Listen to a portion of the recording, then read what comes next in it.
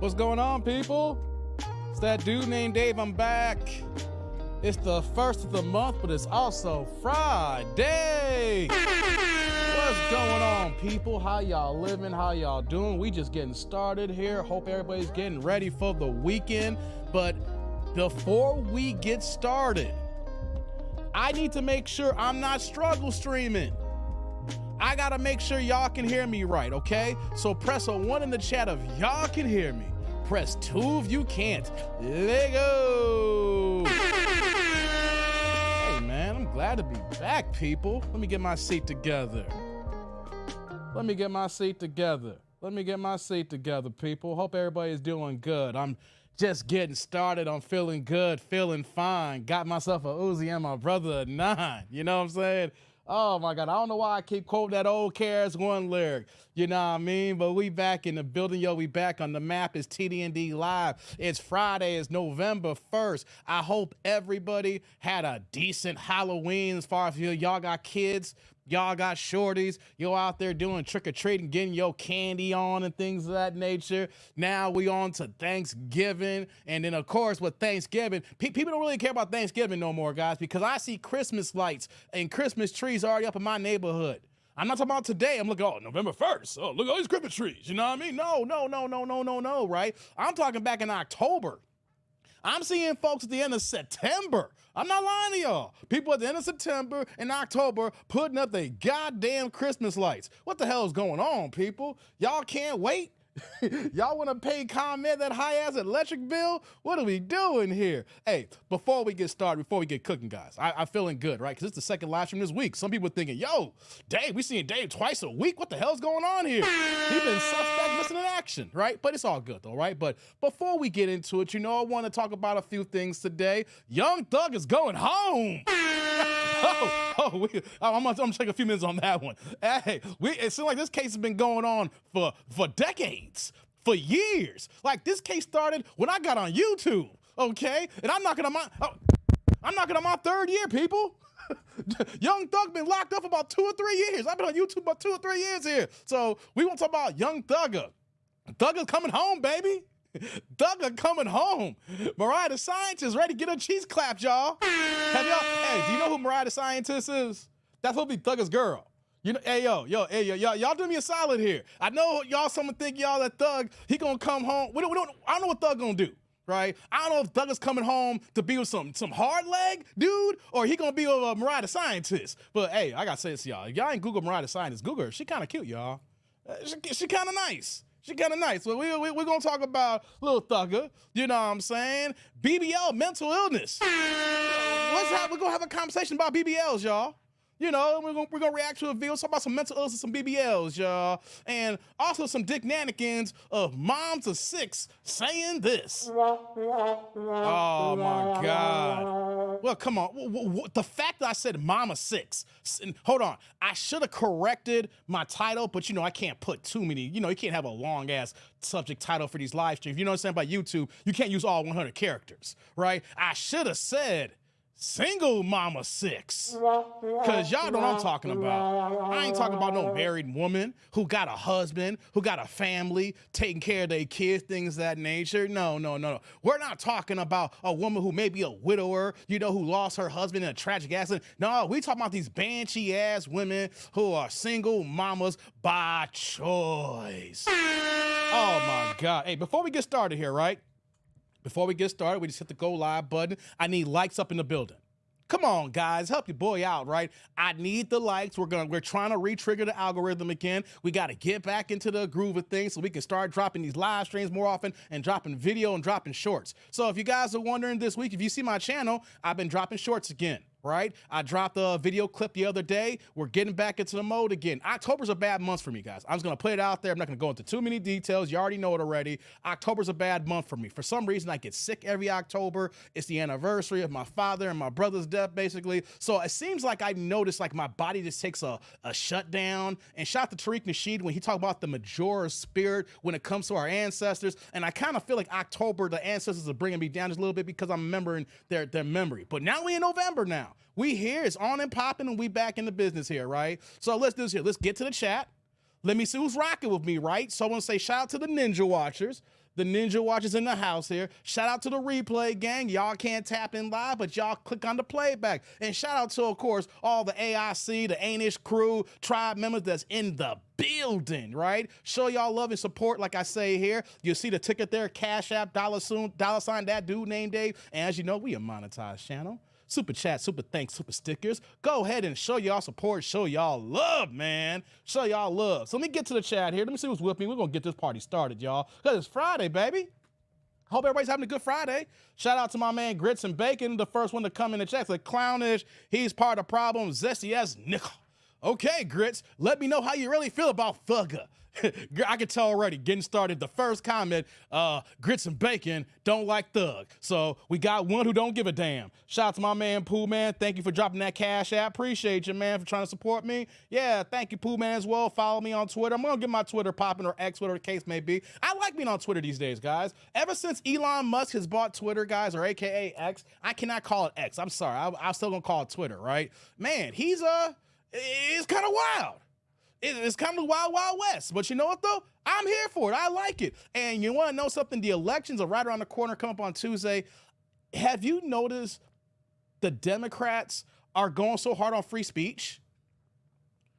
I'm finding this asinine right now. Like every time I look up now, I'm seeing an interview of Hillary Clinton, or I'm seeing interviews with Michelle Obama, or I'm seeing other entities, especially Kamala Harris, who want to go ahead and attack our free speech liberties. And what they're trying to do is they're trying to attack social media companies like Elon Musk, who don't agree with the Democrats' policies. So if they go ahead and put the freedom of speech items onto social media content creators, then what's next for the regular folks here? Guys, we need to wake up and need to understand this Democratic plantation that they had us black folks on for the longest time here.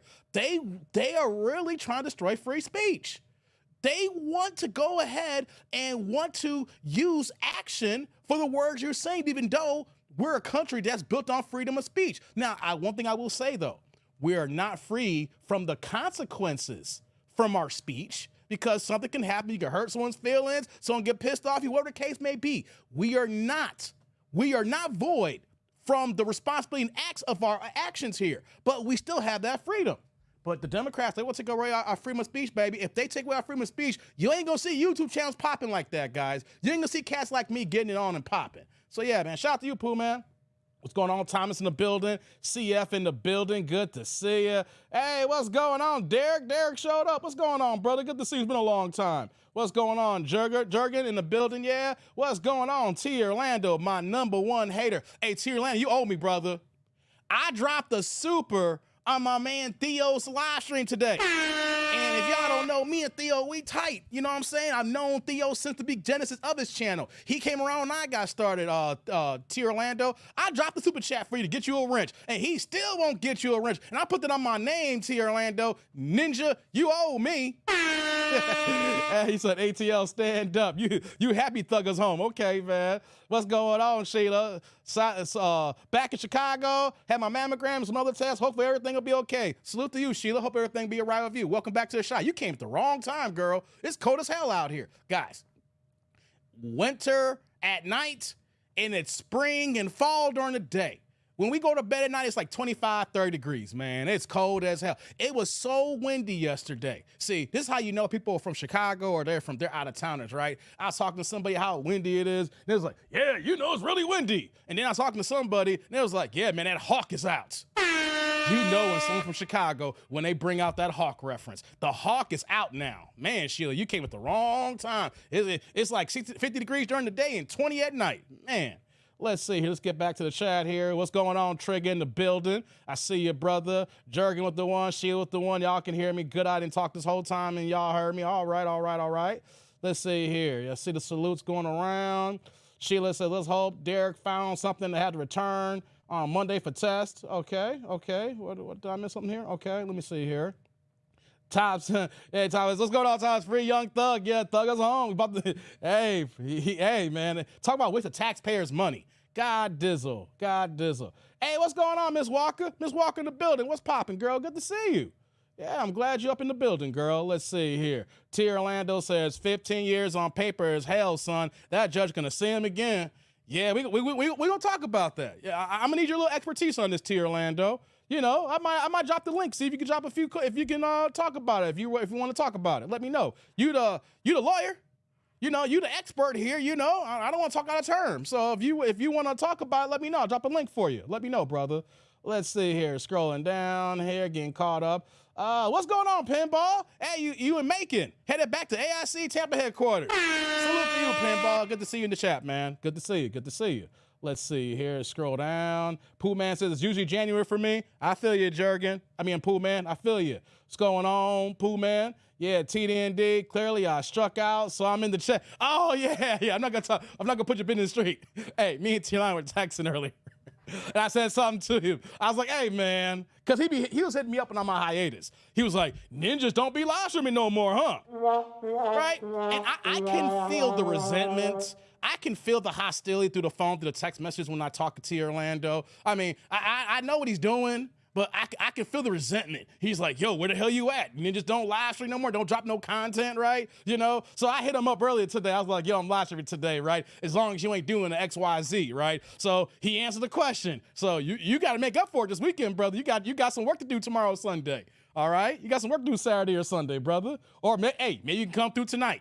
Hey, maybe things can happen tonight for you. I know you got it in you, bro. I know you got it in you. Goddamn right, that them communists voted on Thursday, left the presidential portion blank, and voted for everything else at both of them. I hear that, T. Orlando. Salute to you on that one, man. I hear that. People are voting for the couch. People are voting for the couch. Oops, hold on. I dropped something 1 second here, guys. Give me 1 second here.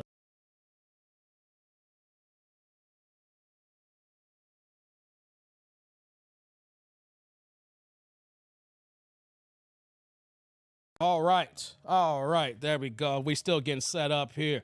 Yeah, you voted on Thursday. You know, Tuesday's coming up, baby. Tuesday's coming up. Sheila says, Democrats are no longer Democrats, they're communists. Yeah, that's what, hey, they sound like terrorists to me. I'm keeping the buck here. They sound like terrorists to me now. I'm keeping it 100. I used to be one of them. I ain't know I sounded that bad, though. I'm gonna keep it a buck. I ain't know I sound that bad. Let's see here. I'm tired of saying ninja all the time. I hear you, Trey. All these damn ninjas. T. Orlando said, Chuck D said freedom of speech is freedom of death. We got to fight the powers that be. Shout out to 1989. Yeah. What's going on with you, Trey? Good to see you, brother. Glad you're up in here. Said, that ninja refused to give me a wrench. I know, man. Theo, I'm going to text Theo afterwards, man. I don't know why he moving like that on you. At least Fanon gives you a wrench. Oh, you know what I'm saying? Like, I think the battle between you and Fanon has been epic, right? And how Fanon be giving you the business, but at least Fanon gives you a wrench.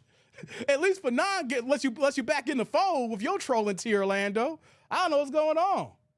I know I came in the wrong time, but it was urgent. Gotcha. Uh-huh.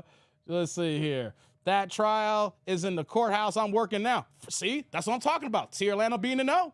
That's why I rock with T. Orlando. He gave me a little bit of information.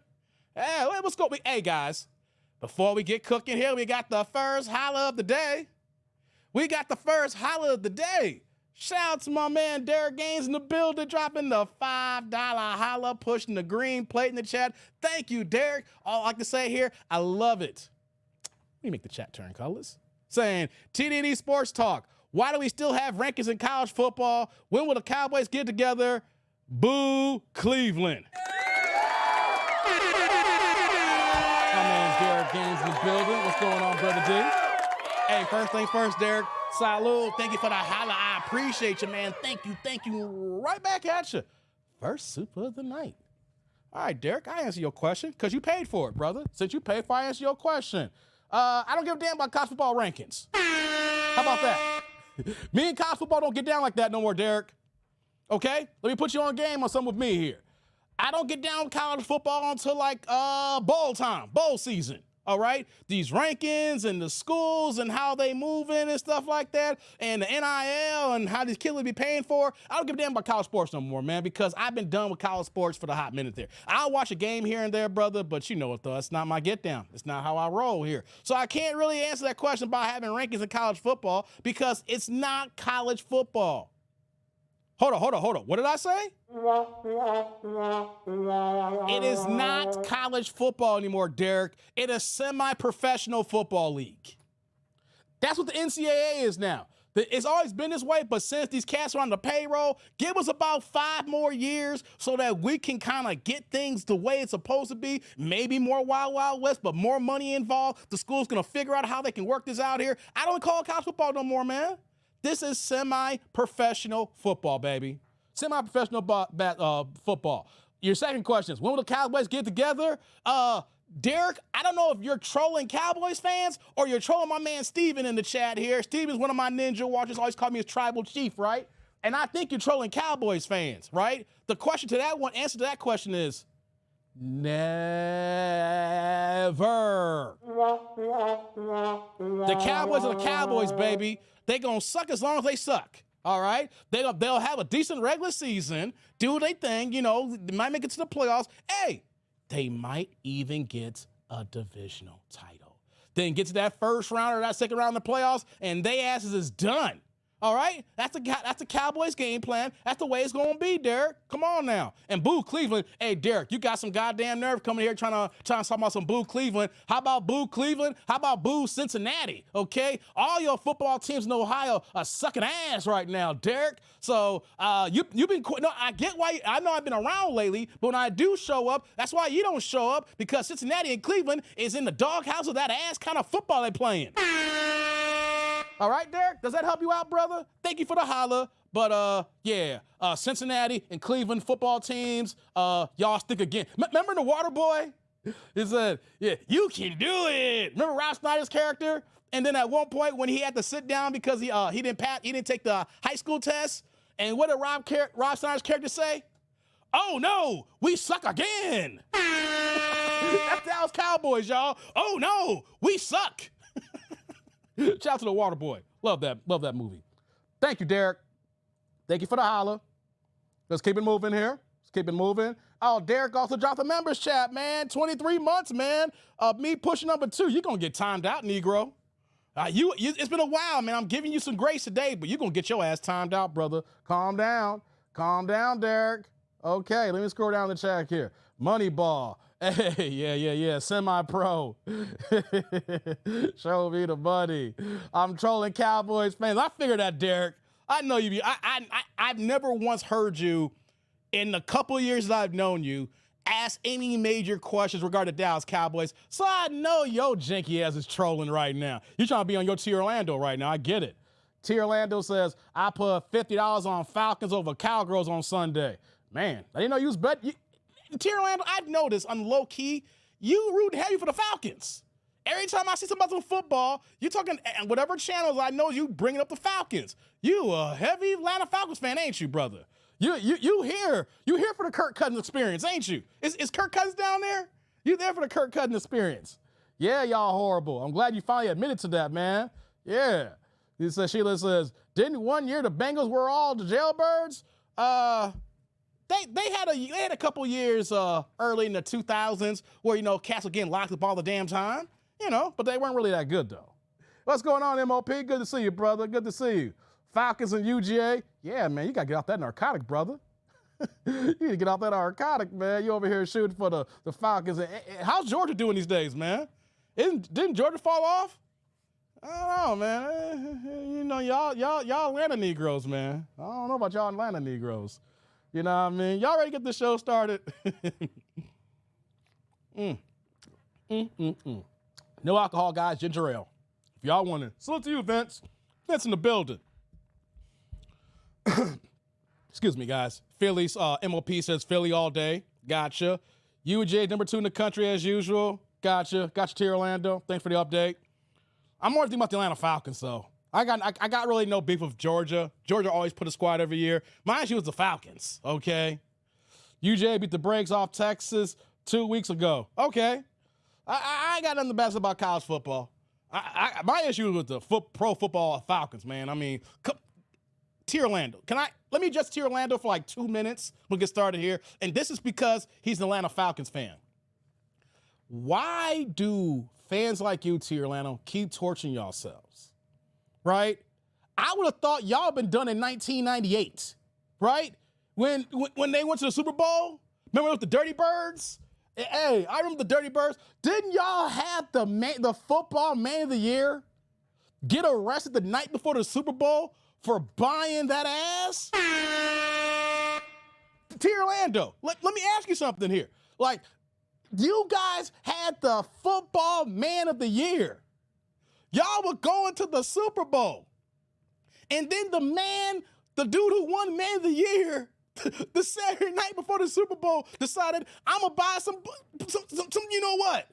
And got caught with an undercover agent. I would have thought that would have been like, that would have been a turning point for you, right? Said, that Miami ass is powerful. Hold on, though. Hold on.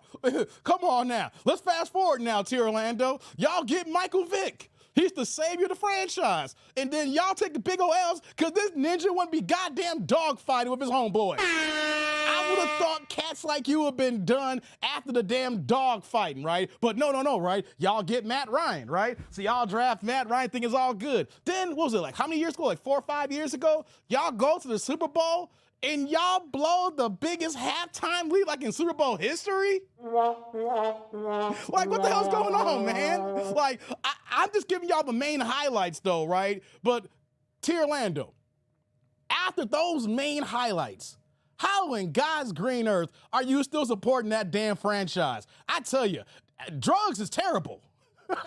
Yo, narcotics be having ninjas strung out. Narcotics be having ninjas strung out. Y'all over here, y'all supporting dude tricking off man of the, how you win man of the year and then go buy some pussy? Look at T. Orlando talk about why you bringing up shit. Think about this, guys. The man got the trophy. What was it, Roger Goodell? Man of the year. And dude goes up, he gives his trophy. I want to thank the franchise. I want to thank all the fans of Atlanta.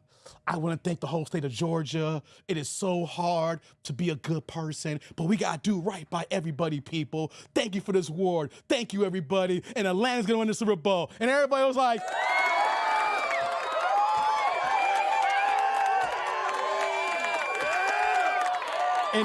and then, well, fast forward to Saturday night. Guys, fast forward to Saturday night. And this dude was like, I know I just won Man of the Year, but I need some ass. I know I just won Man of the Year, and everybody looks up to me, but I need some booty. Where am I going to get this booty at? And this wood dude went to find to buy the booty, and the booty came in the form of an undercover agent. I'm not making this up, guys. This is actually facts. Oh, look at T. Orlando saying, you can try back. At least I could wear shorts today while you're free in Chicago. I'd rather freeze than have my dude represent Man of the Year buying pussy, brother. I'd rather be cold than live with that disgust. What are we talking about here? T. Orlando, I'd rather be cold. I'd rather be shivering. Who was it? It said, when it's cold outside, if you think you're lonely now, wait until tonight, girl. I'd rather be cold. T. Orlando. I'm clowning right now. I'm sorry. I got to mess with certain people here. I'm sorry, man. I'm sorry. I'm feeling good. Yeah, Cold Fusion says he not paying for the P. He paying for the P to leave. No, he paid for the P because the P didn't leave. The police locked his ass up. Cold Fusion, the P didn't leave. The P got his ass locked up because he didn't get a chance to taste the P. He didn't get a chance to sniff it. He didn't get a chance to hold it. He didn't get a chance to touch it. He didn't caress it. He didn't do nothing that he wanted to do what his dog was going to do for. He was like, I'm going to get me some. Hey, what y'all doing? Y'all set me up. He was like Marion Barry. Y'all set me up. Okay, guys. Okay. Pooh Man says, TB12, greatest comeback ever. Shout out to Tom Brady. Yeah, you don't see Tom Brady missing like that. You don't see Tom Brady missing like that. You don't see Tom Brady missing like that, man. Yeah, Derek, that dirty bird for real. That bird was dirty. Hey, Derek, that's a good one, man. Hey, that dirty bird. Lord have mercy. Hey, man. MOP says, that turtleneck must be red, demon day. It's orange, though, not demon, though. I'm laughing right now, MOP. I'm just clowning Atlanta folks, especially Tier Orlando, my guy. Okay. Mission failure. Exactly, CF. Mission was incomplete. 45 here, and people had on shorts. Tier Orlando, you see, you got it messed up here, too, right? Because when you live out here in the shy like this, we are built differently than y'all. Right? You talking about I'd rather deal with that than the cold Chicago shorts on, right? Tier Orlando. Let me tell you something. When it gets cold where you at and it snows, what's up with y'all leadership down there? Y'all put sand on the ground. What is up with sand in Georgia when the weather gets janky? Sand ain't doing nothing. Hey, we wear shorts in the 60s.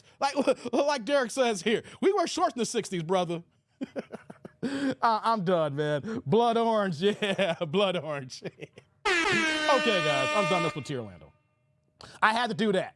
I had to do that to my guy, man. Hey, Tier Orlando, I paid money for you. And Theo still said no. That tell you how bad your trolling be.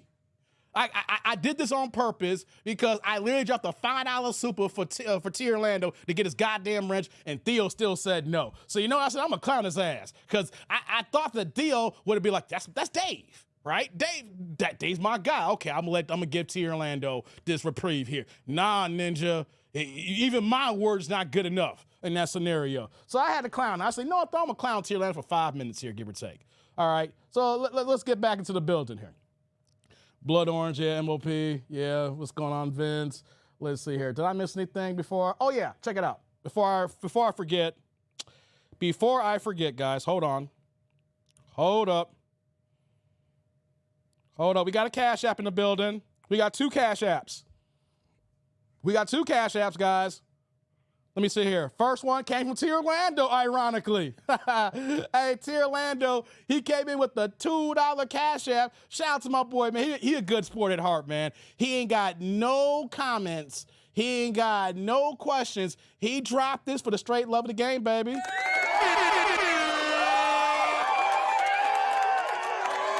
Hey, my man Tier Orlando, for that Cash App, brother. Salute. Thank you for the holla. I appreciate you. Thank you.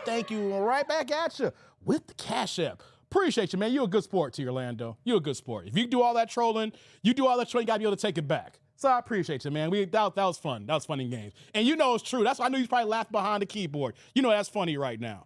And right behind Tier Orlando, we got my man Thomas in the building, dropping the $1 Cash App as well. Same thing for Thomas. No questions.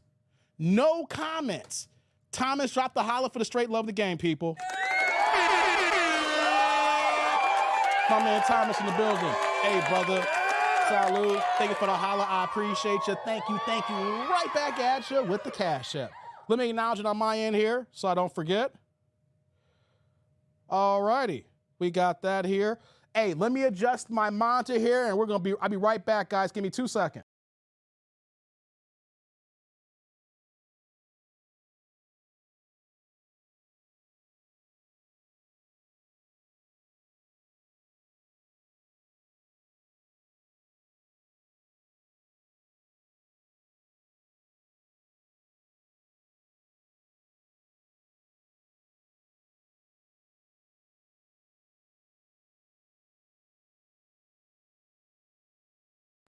All right, guys, I'm back.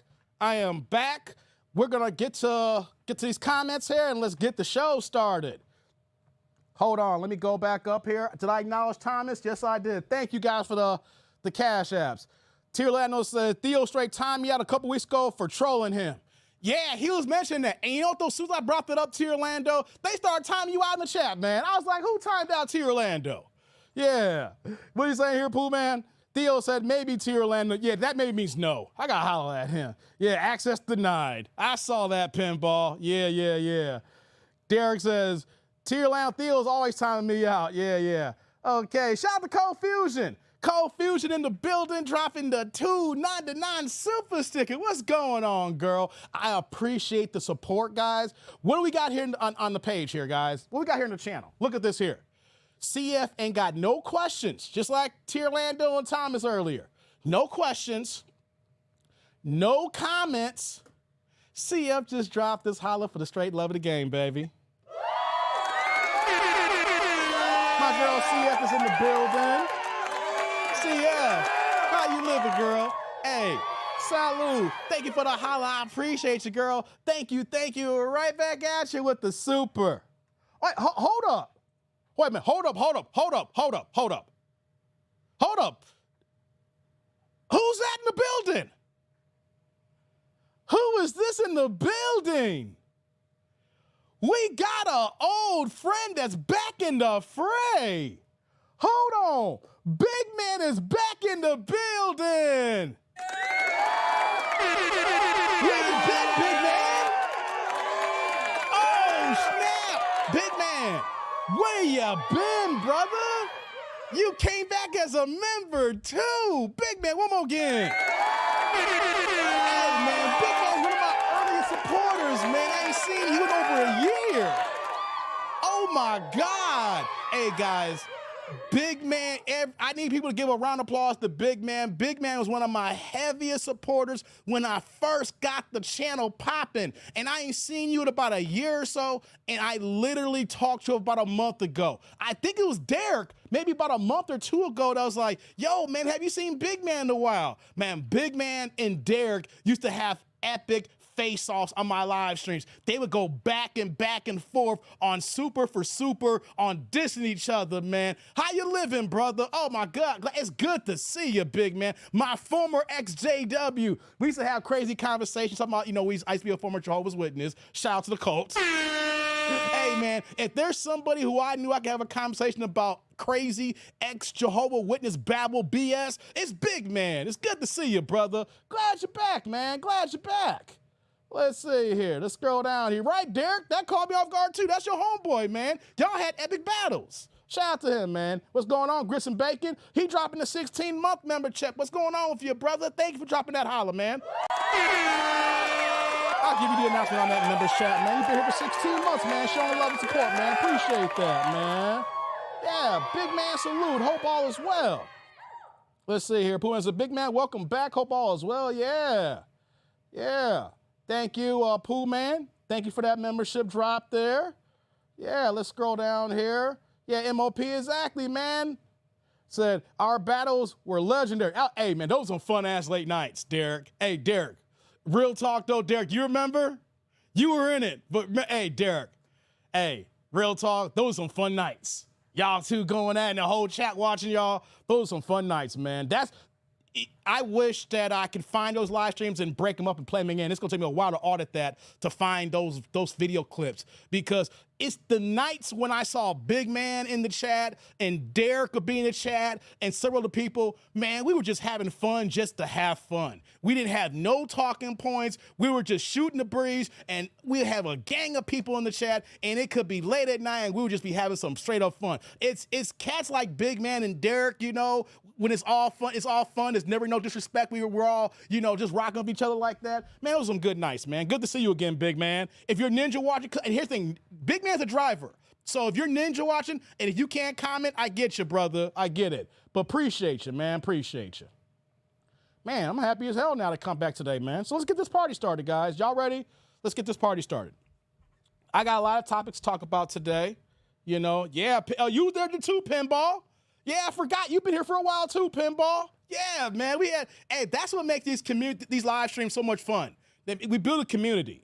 We build a big-ass community, and we have fun. And no matter how we clown each other, at the end of the day, when we get done, we're all friends, So, yeah, thank you for coming back, big man. Hope you enjoyed this live stream. We're not going to stay on topics too long here today. I got a couple of things to talk about. Y'all see the title. Y'all see the thumbnail. Let's get into the main one of the pop culture news today, right? Young Thug is coming home, baby. Now, let me just be honest, guys. I'm going to talk about Young Thug, but I'm not a Young Thug fan, right? I'm not going to lie that if you go on my Apple Music, because I have a subscription where I play my music in my car with Apple Music. Some people use Spotify. I use Apple Music. No paid promotion, just what I use for my service, right? And I will admit, there's a couple of tracks in my thousands of my library that Thug is on them. He got a couple of tracks that I like, but I wouldn't say that you ain't gonna find me when Thug drops an album on a Friday, then I'll be the first one streaming it at midnight. That's not my get down, right? But it's news, and it's been going on for years. T. Orlando will tell you, right? T. Orlando, this has got to be some of the most incompetent case that was been going on with the prosecution that y'all got going on in Atlanta. So much taxpayer money was wasted on this trial for him to go home with time served, basically, right? What I want to do is I want to play the video of his remarks in court yesterday, right? So let me pull up the video, guys. I want to pull up his remarks of him in court yesterday, and we're going to get this conversation started. So let's do it.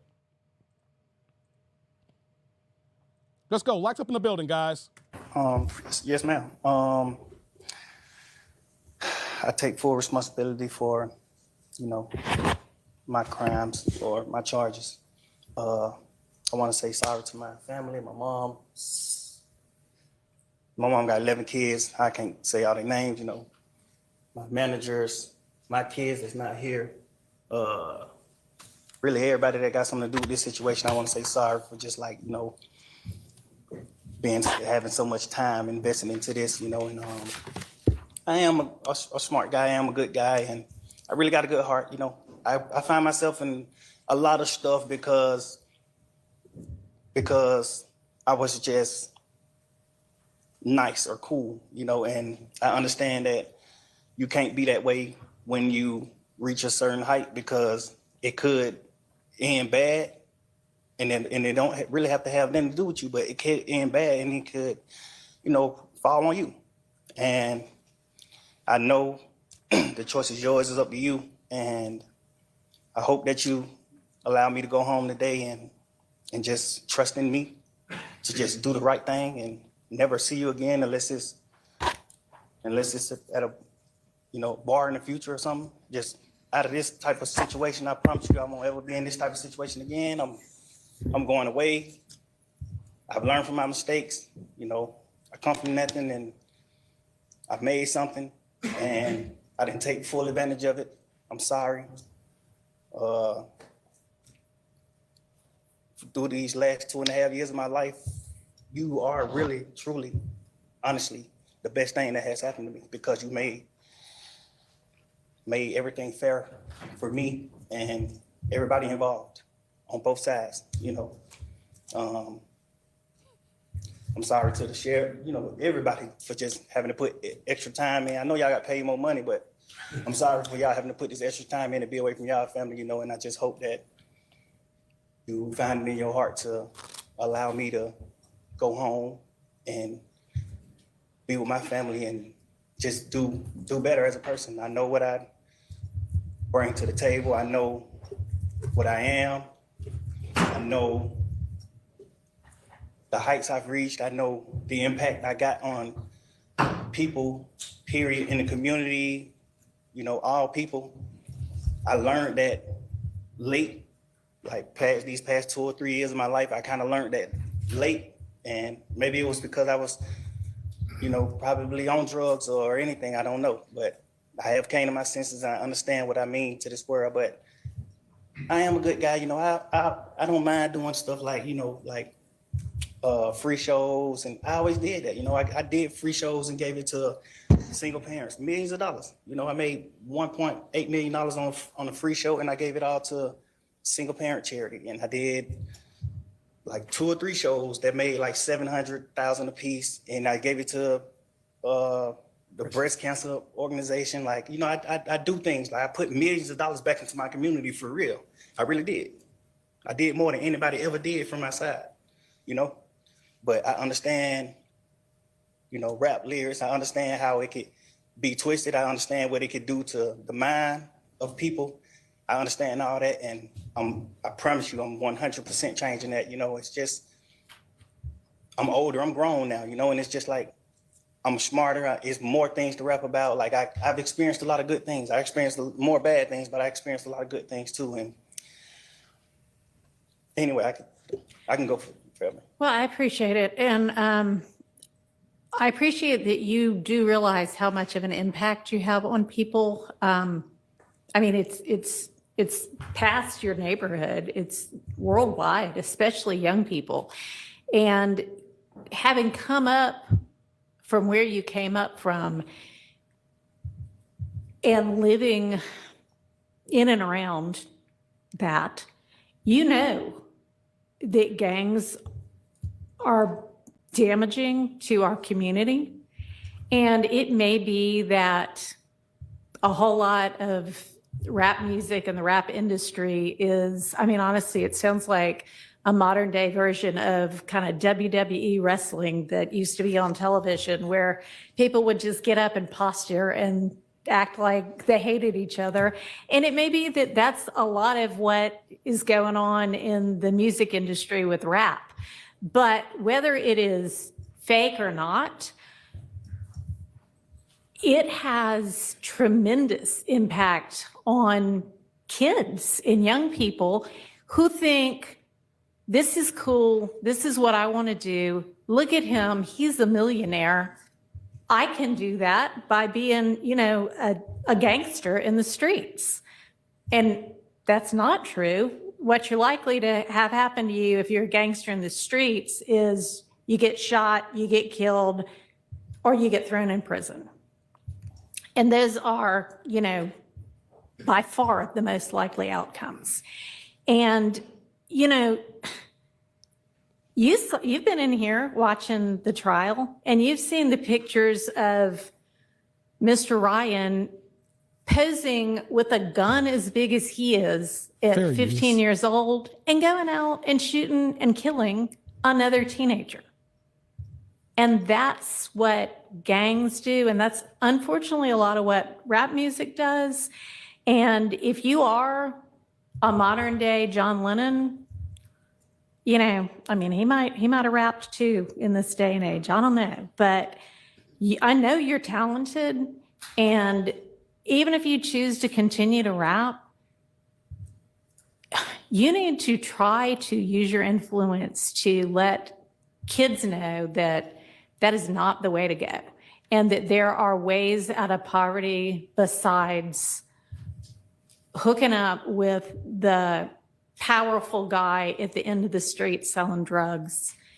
And, you know, I know that happens for protection sometimes, but a much better way would be getting an education and setting, you know, hanging around with people who set a good example. And you be one of those people that sets a good example. I mean, all right, so that's my high horse on that. I could also go on. But I want you to try to be more of the solution and less of the problem. All right? All right, so it is not lost on the court that the state, had they been able to come to agreement on certain special conditions, was willing to entirely dismiss the RICO count, was willing to entirely dismiss one of the gang counts, and was willing to entirely dismiss this, you know, machine gun count. Pause here for a second. That's huge, guys. I was letting it cook here so you guys get the whole context of these statements here.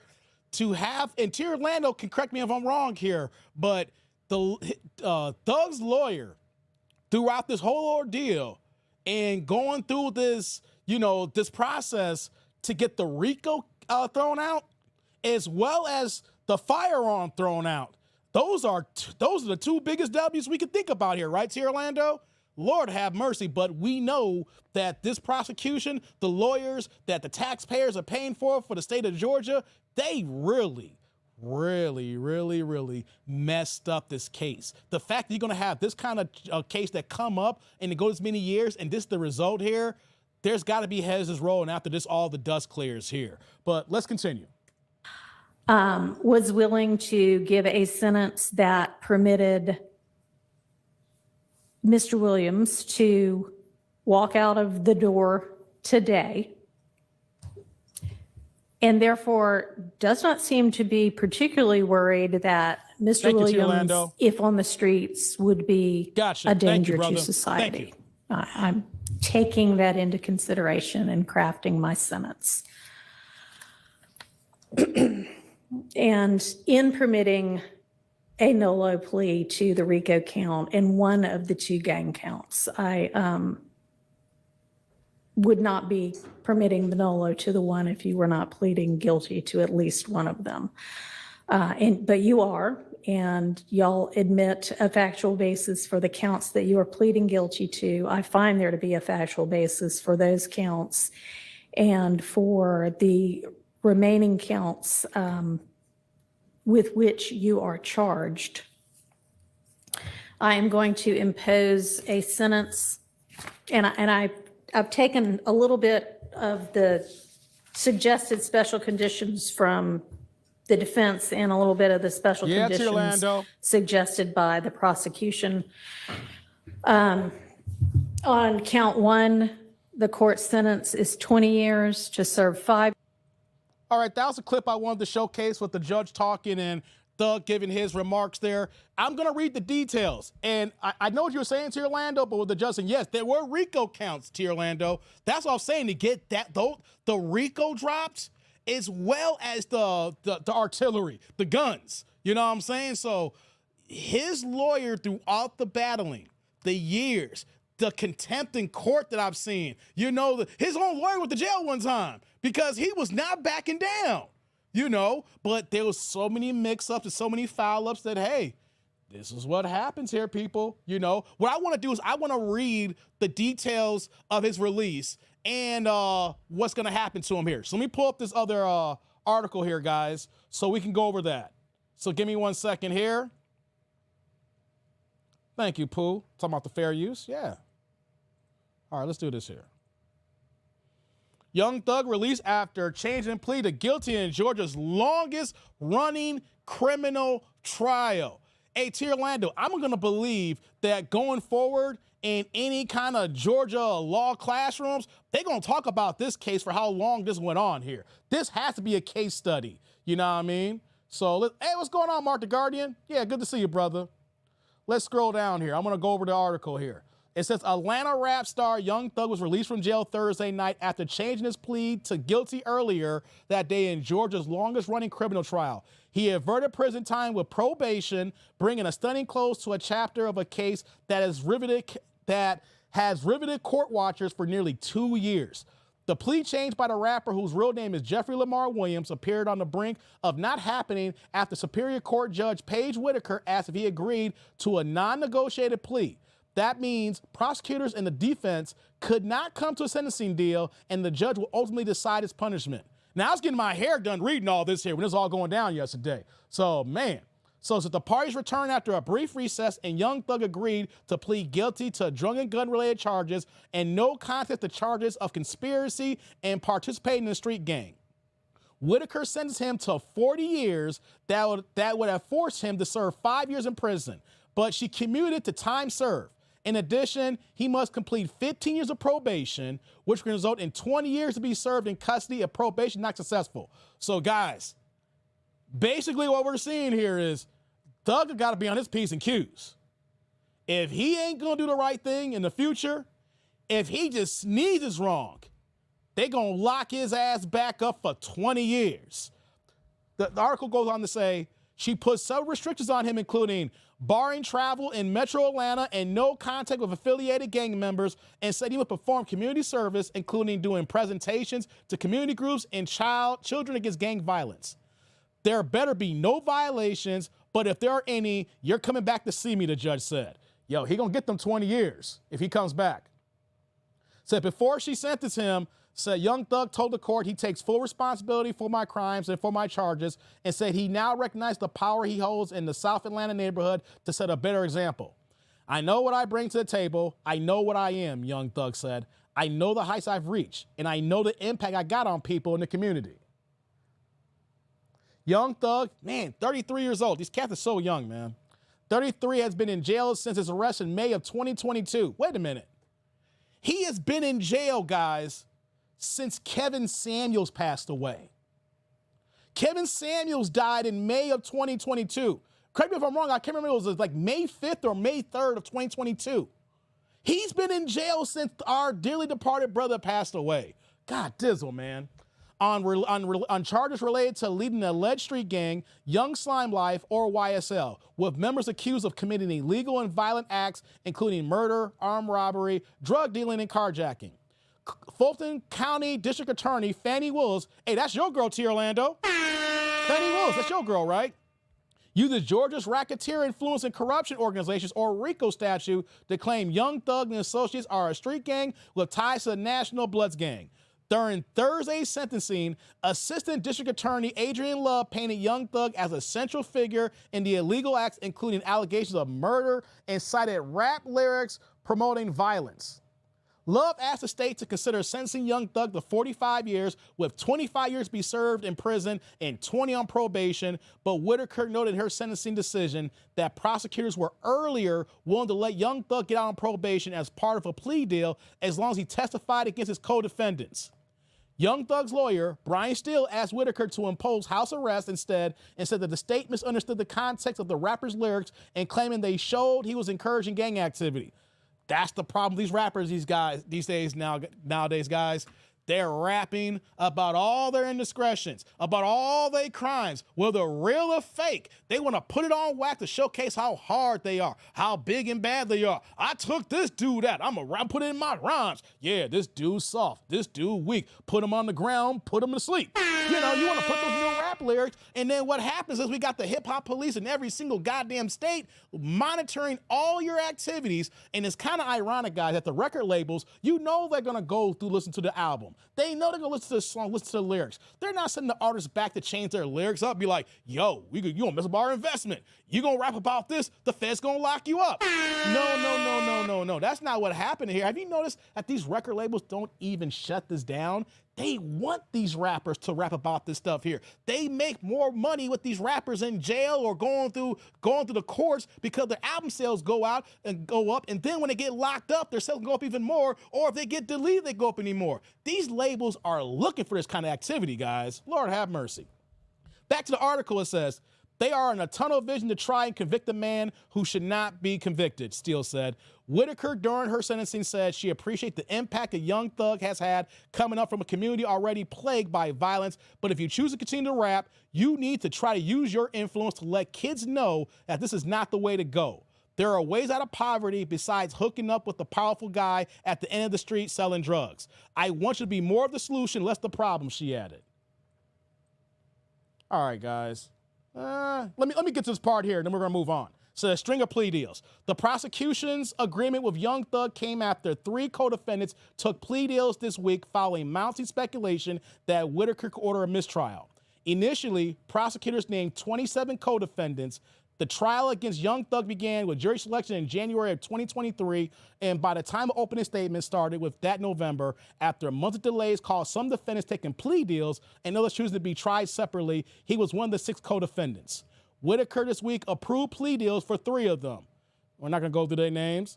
The men faced multiple counts of various racketeering and gang-related charges, each potentially carrying prison sentences of 5 to 20 years, with all of them agreeing to plead guilty to racketeering conspiracy, with Huey also pleading guilty to reduced charges.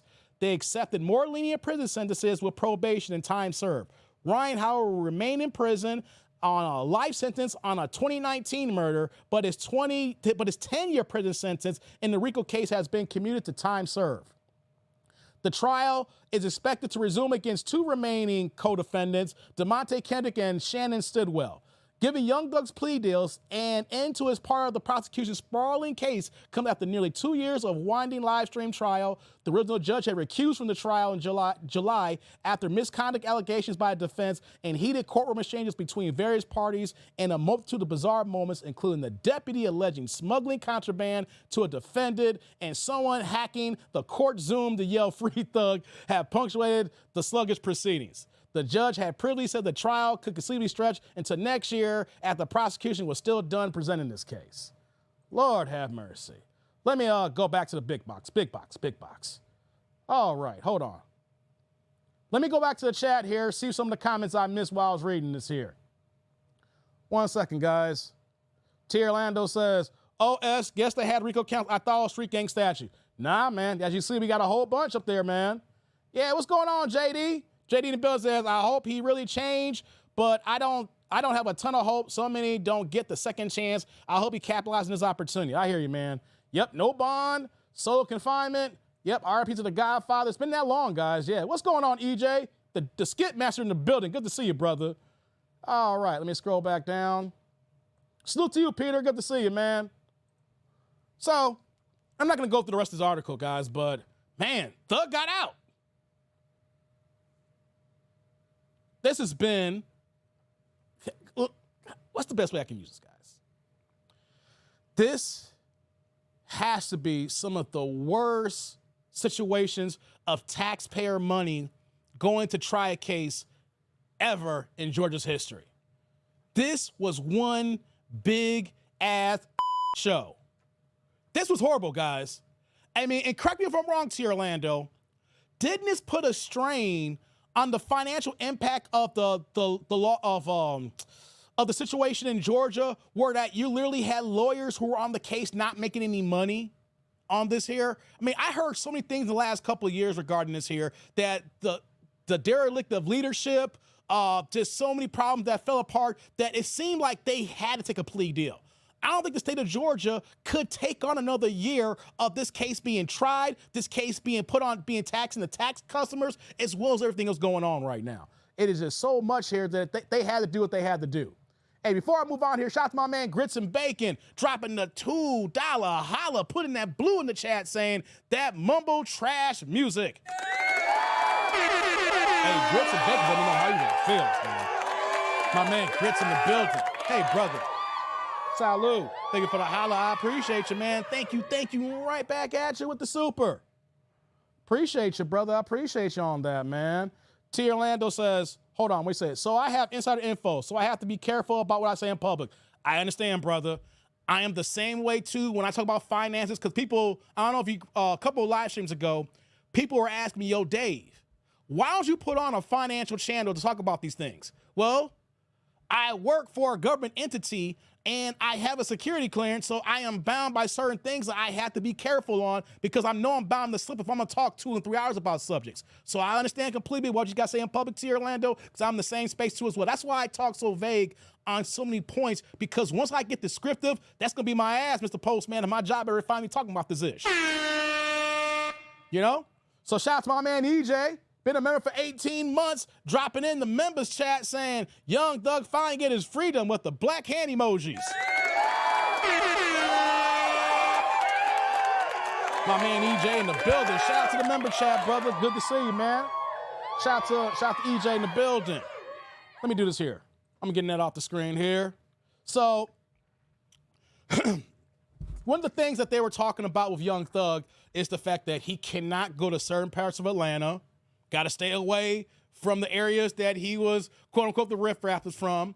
Got to stay away from the people who are known affiliates of gang activity. Because think about it. They're going to let you go after all this. You can't be having no conversations with certain people. You can't go to the Waffle House and go ahead and get you some food. You can't be out there going to go ahead and go from the, go ahead and smoke a few with your boys. Man, he got to have a whole changed outlook in life right now. His whole inner circle's going to have to change. The people who he associates going to change. Hell, if any of these guys are on the label got a record saying how to change, he can't be around them. Got to give away at least 4 free concerts a year, denouncing gang violence as well. He literally has to stay on the open road to freedom, to be safe, to be secure, and to do the right thing. If he gonna go back to his old way, or even just has a glimmer of a flashback, his ass going back to jail for 20 years, y'all.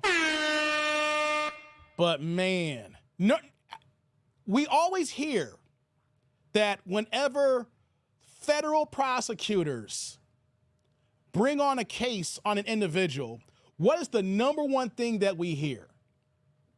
And T. Orlando, correct me if I'm wrong.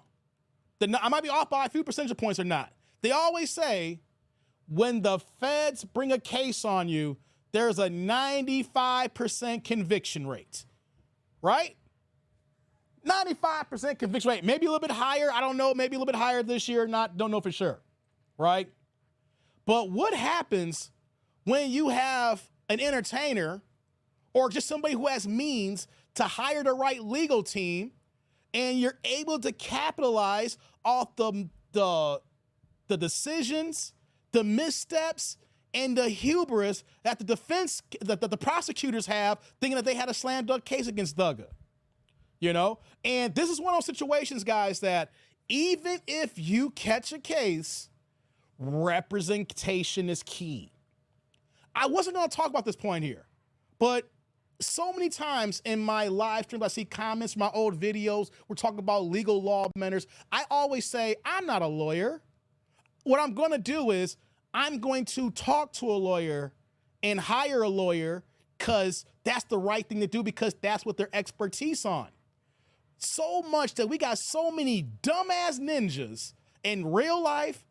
You see them here on YouTube who want to act like they know the law. They want to act like they know everything and can give you fine-tooth advice here, right? And my thing is, you do not get advice on your car talking to a doctor. If you have law matter issues, you don't go talk to a mechanic. If you got a problem with spark plugs in your engine, you gonna talk to your mechanic or you gonna talk to your local doctor? You guys have to go ahead and have proper legal representation just for the small, basic matters. There's a reason why they even say, even if you're if you already went to law school and you have your degree and you're a practicing, trained lawyer, you still hire a lawyer for yourself here because you are not equipped to represent yourself, and there's a reason why. Tier Atlanta, you know about that, right? Hold on, let me scroll back up here. What y'all saying here? He says, Thug and Trump case were a stain on the finances of, for real. Yeah, exactly. That's what I was talking about earlier. The people of Georgia, you're part of this, Tier Orlando. It's gonna feel this in your tax audit. Whenever if you see any reason for tax to be raised or some kind of social programs or services to be cut out in the next couple of years, look no further than the Trump case and the Thug case right here and the mismanagement of prosecutors. Dave is the men in black. I hear that, Derek, yeah. That's why I'm fascinated by the Diddy case, because he has unlimited resources. You read my thought, T. Orlando. You read my thought. What's going on, Janesta? Glad to have you back. Appreciate you. T. Orlando says, it's not even not knowing the law, it's not knowing the procedure that gets you effed up. Thank you, T. Orlando, for clearing that up for me. I'm bringing all this up to say, Thugger did not have the resources, money, or people affiliated to him the way Diddy has. And Diddy was smart enough that even though they did freeze his assets, he paid that house off so that, I don't know, whatever he may have hidden accounts anywhere. People think that when the feds freeze your account, you're dead broke. But if he paid off a house, he has a $50 million asset for his defense team.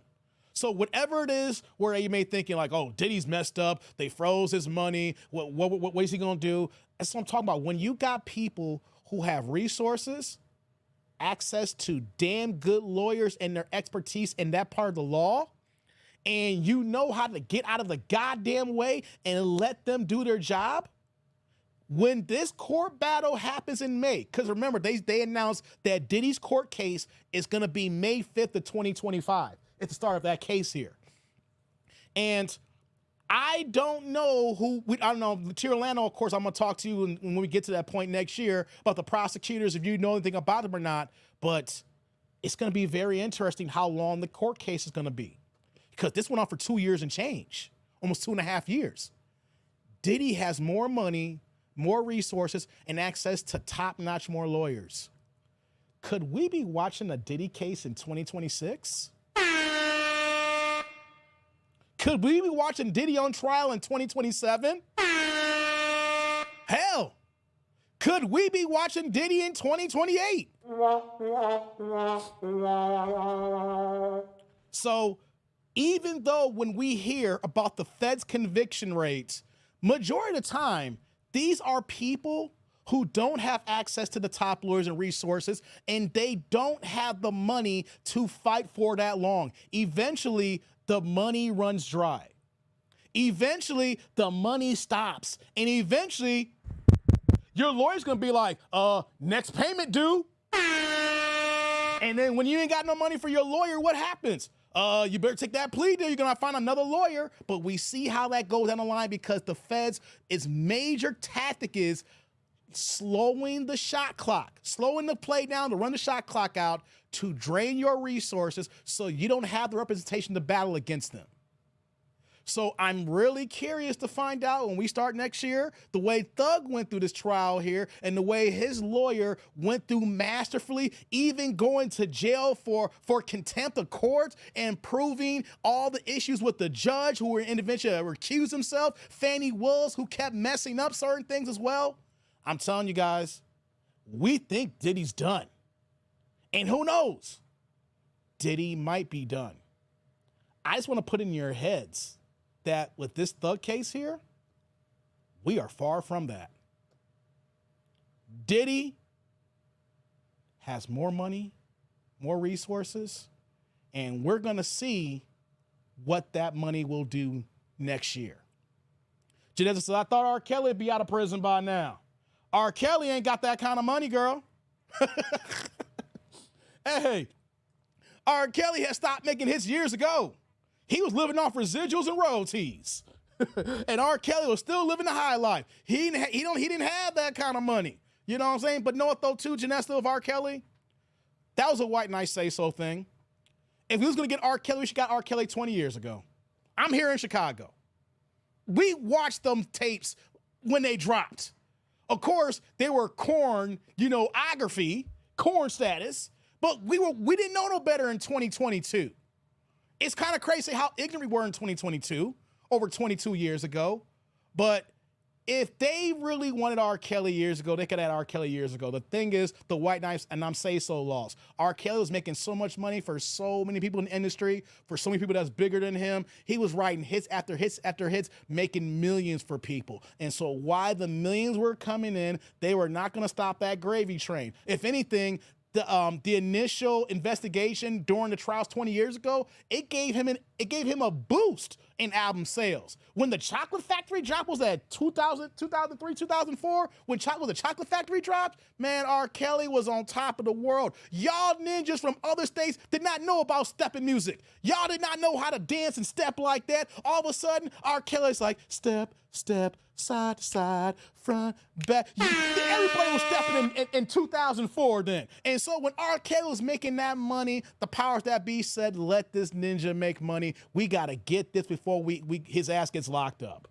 So, but the thing is though, is that once the money train has stopped with R. Kelly and the money wasn't flowing like that, and he already had a nice little stockpile, but he's living off residuals and things of that nature, it was done for R. Kelly. It basically said, we're letting him go to the wolves, do what you feel with him. He was dead man walking. But Diddy has a little bit more money. So I just wanted to bring this to the forefront that let's not automatically assume that Mr. Take that. It's going to jail, guys. Let's not automatically assume that. I mean, he's in jail now, but if Thugger can do 2.5 years and it's going to get out with time served,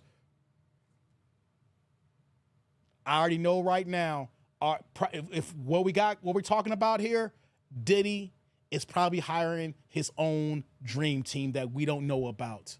They're going every nook and cranny, and the only thing about Diddy is going to get him in trouble is going to be witnesses. Correct me if I'm wrong, T. Orlando, credible witnesses.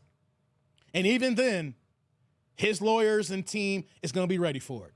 So I'm done on that notion here. We'll be back on this. We're going to probably hear some more information of Thugger, and of course, I'm talking about Diddy and things of that nature. But this is breaking news right now, and I got to be honest, guys. I really thought that Thug was going down.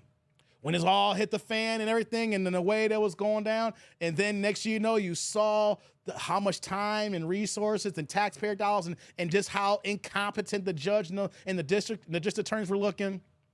So, hey, guys, y'all can hate Thug. Y'all can hate his music, but you know what, though? The legal system works. if you got the resources and if you got time. The problem is, the majority of us don't have the resources, and the majority of us, hell, do not have that time. All right, lights up in the building, guys. Lights up in the building. Yeah, what you saying here? The electric slide is stepping. Oh, electric slide been around for like 50 years. That's different. The electric slide is different. We're talking about stepping music, stepping culture. Like it's a culture. Like there are so many different dance routines and moves and the sound, the music vents. It's a Chicago thing. If you're not from Chicago, there are certain things that you're not gonna get any other state or city. But when you hear and you see, and when you go to a stepper set or a scene, it's a whole different ballgame. That's a whole culture that most of y'all ninjas don't even know about unless y'all here in the Chi, baby. That's a whole different thing. Janetta says, I'm not defending no one. However, white entertainers do the same thing. That's true. That's true. That's why I say it's the white dime say so.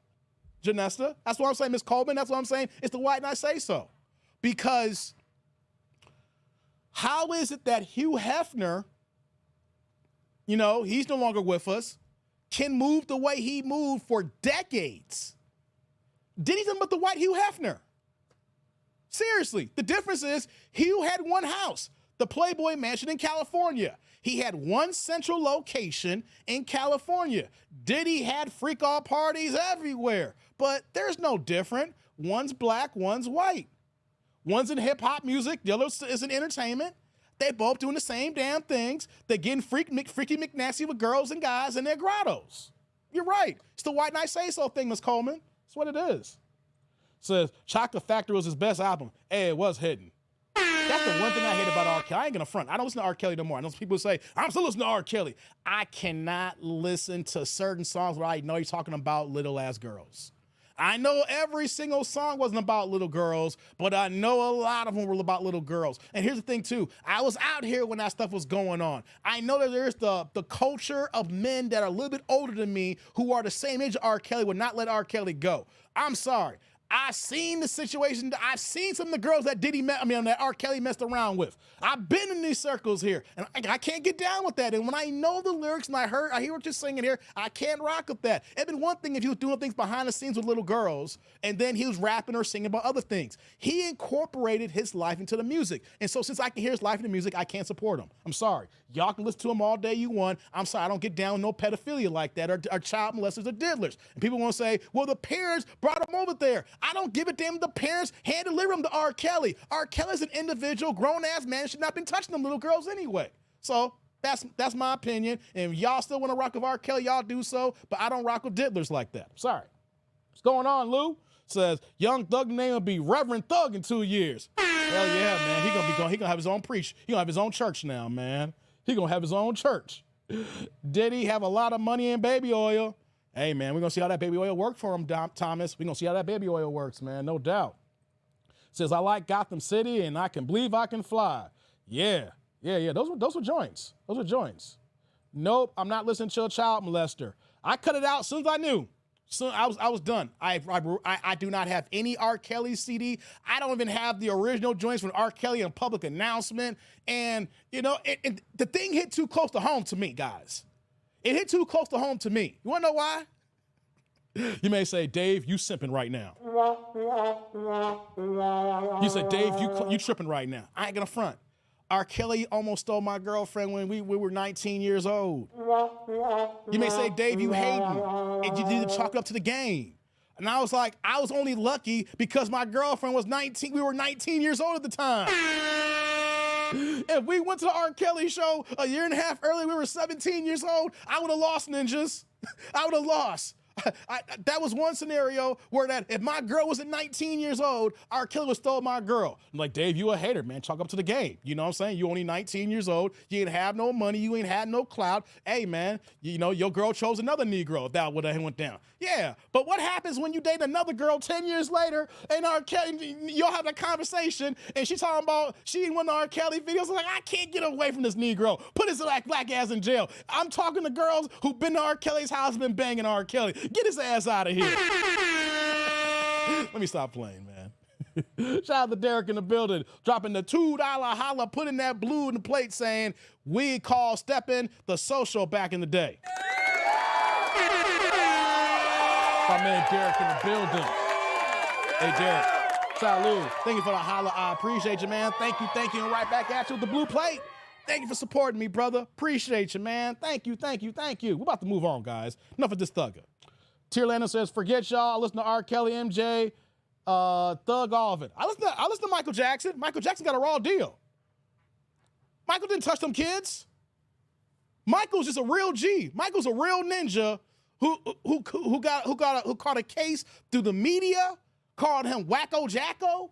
Michael Jackson owned half the music industry. Nah, Michael didn't do those things. They'll try to do everything to destroy Michael Jackson. Hey, Tierlando, if you was out here in Chicago, you might think a little bit differently. That's just me, though. I know the cats who are older than me can't let go of R. Kelly. Like, I'm the tail end of Gen X. Like, I'm the last year or two of Gen X. The people who are 5 to 10 years older than me in the heart of Gen X, that cornerstone of the Gen X population, they can't let go of R. Kelly. That's their brother. I mean, so no, I can't do it. I'm sorry, I can't do it. Thank you, Derek, for the holla. Robert was hanging around Detroit high schools early 90s. He was always around. Man, he was all the high schools in Chicago as I'm talking about. All right, guys, what do you say here? Donald Trump defended MJ and MJ babysat his kids. Yeah, Lou. That's why Janet Jackson was going in on Kamala Harris. Did y'all see that clip as we move on here? That's why Janet Jackson was going in on Kamala Harris saying that she wasn't black when they asked her that question. Because during the trials, when Michael was going through that in California, now I know Kamala Harris was not one of the district attorneys that was trying the case, but she was closely associated to the district attorneys, and she did many public interviews saying that she supported the district attorneys in their case against Michael Jackson. And then coming during that same time of period there, Donald Trump was defending Michael Jackson. Donald Trump was saying that he had Michael over Trump Tower. He was saying that Michael used to be around his kids back in the day. And it's kind of ironic that we got Democratic shills who, as we get close to election time, wants to say that Kamala is a black woman, even though on Club Shay Shay, she basically all but admitted that she wasn't black, but she was black by love, right? But it's kind of ironic that Janet Jackson, who is a real foundational black American, her parents, Joe and Catherine from Gary, Indiana, their lineage can be traced. They are black can be as black Americans. But they're going to go ahead and diss the black woman and then go ride for the woman who ain't even black, who finally came out and said, she ain't black, because she said that she had black people around her that were family of love and not by family of blood. Come on, man. Free Thug. Yes, I told everyone he'll get off. Oh, you was rooting for it, Jay. Okay.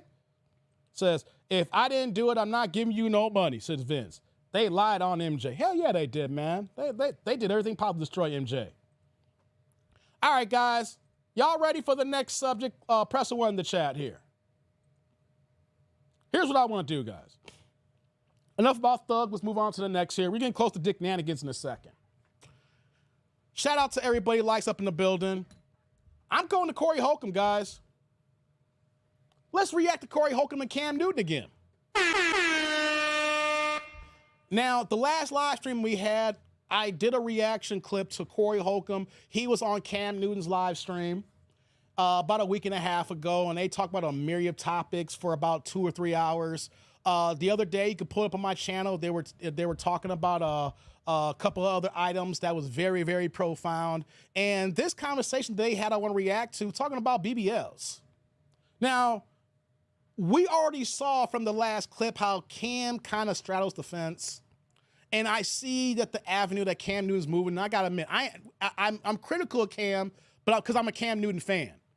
I like Cam Newton, but I got to call a spade and a buck. And so if I didn't like him, I'll just go hard pause on him. But I like him, so I want to see him do better of his content. And the problem that Cam Newton has is he is trying to straddle the fence, when in actuality, when you read between the lines of what he actually thinks and how he lives, he is more on the Cory Holcomb side than he is trying to placate the, the other side, the people who get outraged by, just by certain words people say. I can't believe he said that. Oh my God. When in actuality, he believes more of Cory Holcomb than was led to believe. You can see how he's moving.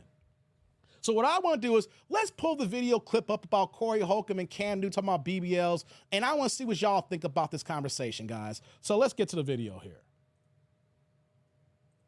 Rebellious, so I have to ask another question. Give it to me, give it here.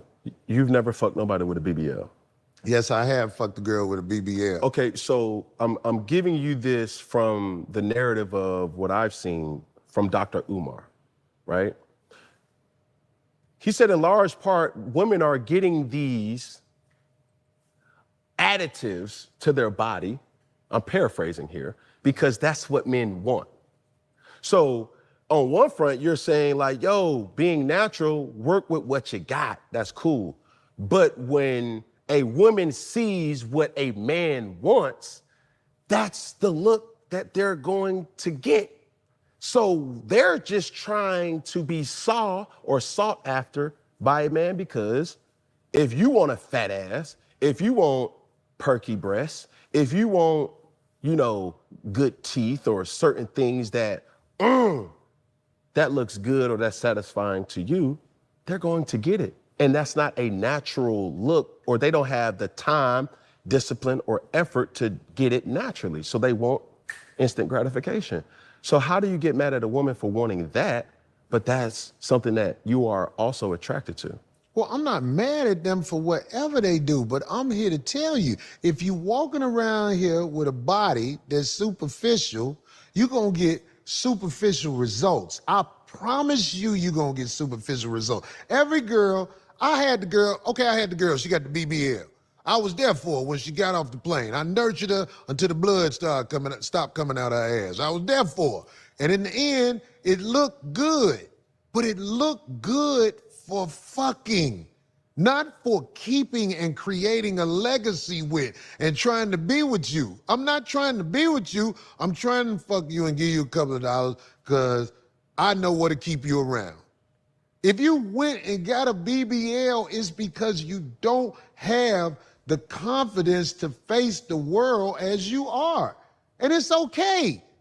You're just not for a man who is really trying to make sure his legacy with a woman is something that is not trendy. I don't want you to be a trendy thing in my life. If I'm looking for somebody that is going to be the mainstay, it's probably not going to be a woman with a BBL. Because I know that's mental illness, to let somebody crack your ass open, put some motherfucking Air Jordan shit up in there, and sew it back up. That is not a mentally stable woman. Bitches with BBLs crazy than a motherfucker. But you can fuck them all day long. I like looking at the BBL when they wash up in the sink. Let me say this here. Cory is telling no lies here.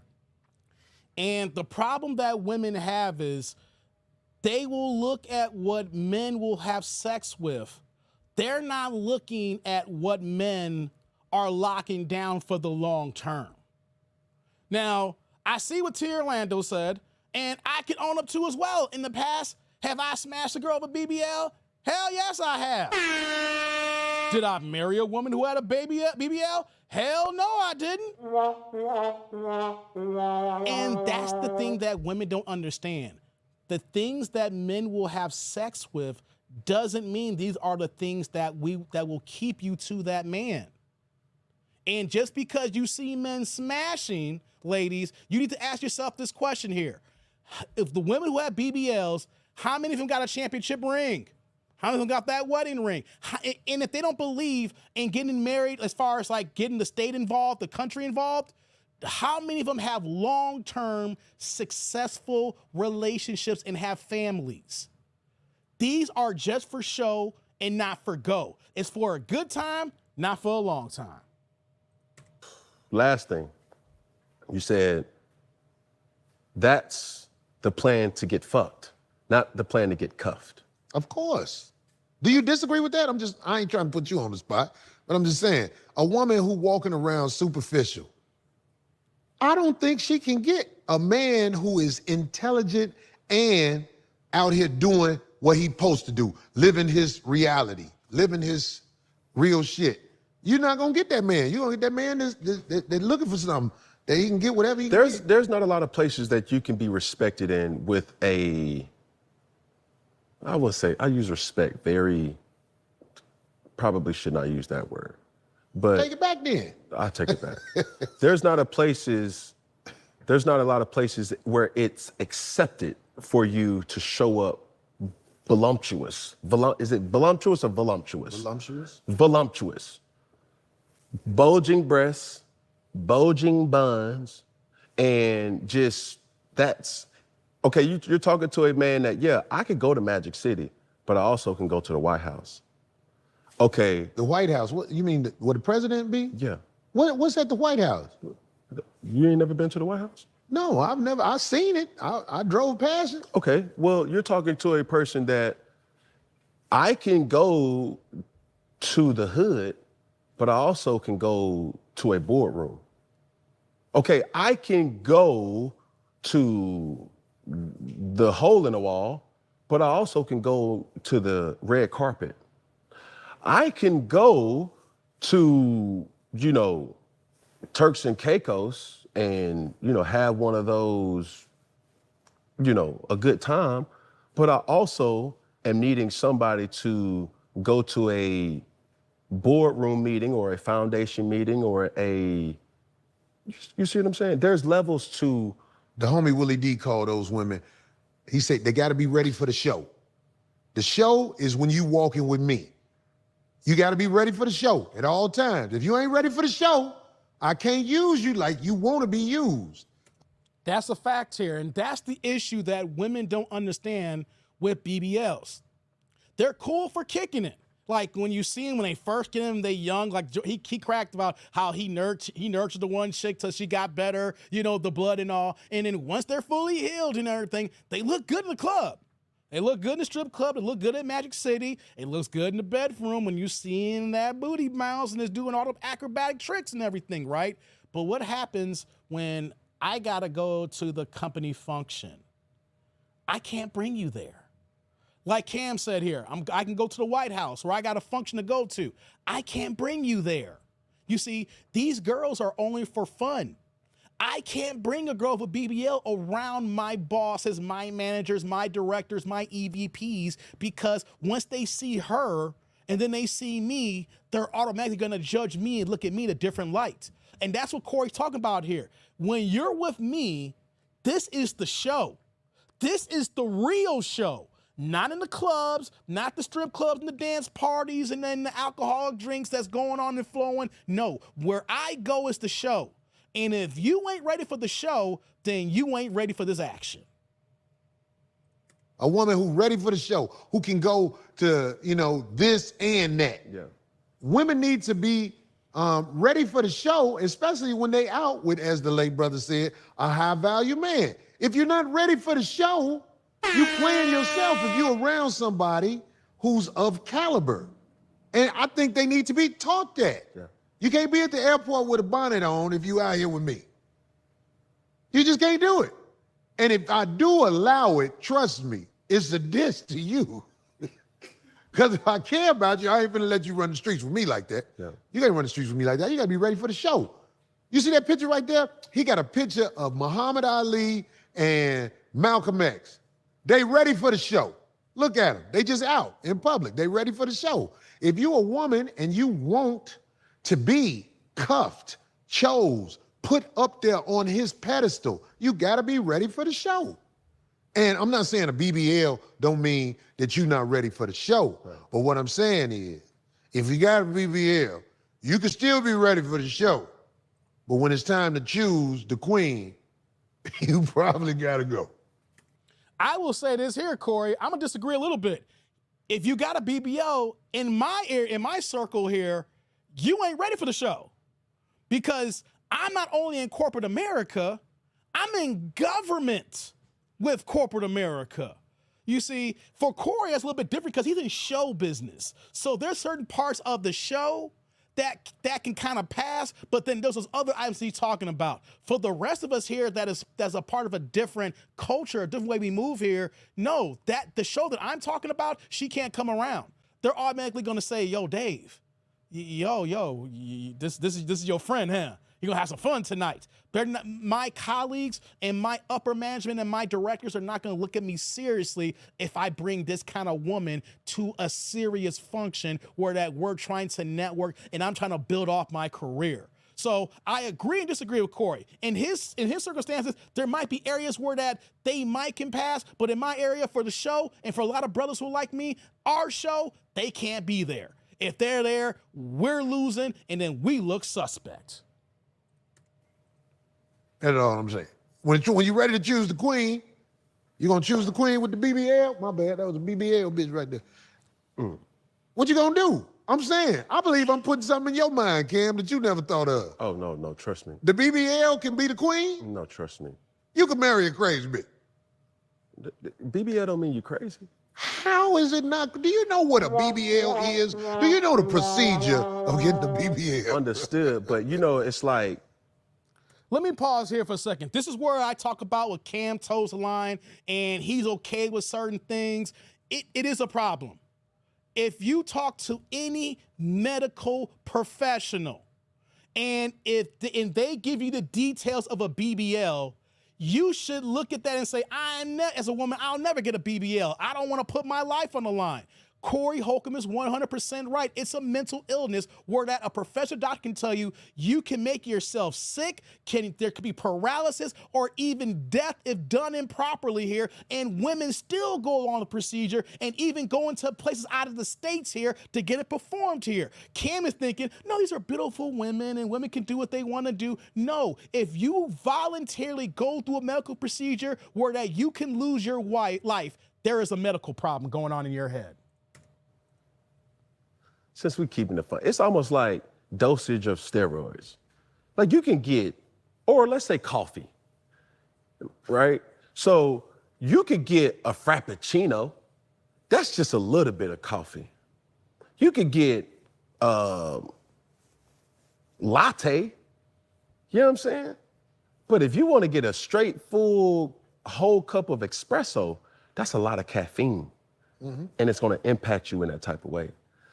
I'm not opposed of body shaming. I'm not saying that, oh man, anybody who gets fake anything from liposuction to Botox no, it's within reason. Just make it look natural. Just don't make all the eyes around you to be like, yo, did you see that motherfucker's ass? Because that happens with a natural body. That happens with, damn, she's gorgeous. Look at her titties. Geez, she got some. That can happen regardless. So I'm not sitting up here saying, yo, if you get a BBL, you're stupid. No, what I am saying is just make it be make it make sense. I'm gonna pause out here. Cam, no, you are stupid. Cam, I don't know if you ever see this video or if your people see this video. I want you to know this. I want your people to know this. I want everybody in my chat to hear this. Women, you are stupid as hell if you go along with this voluntary procedure.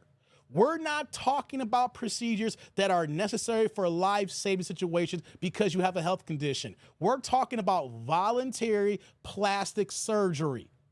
And if you talk to any medical professional, that it is life-threatening. If you telling me that you can go under the knife with this procedure and not wake up, come back home to, I'm gonna call every one of y'all a dumbass. Dumbasses apply to men, and they also apply to women because a dumbass is a human being doing dumbass things. So let's call a buck or a spade here, Cam.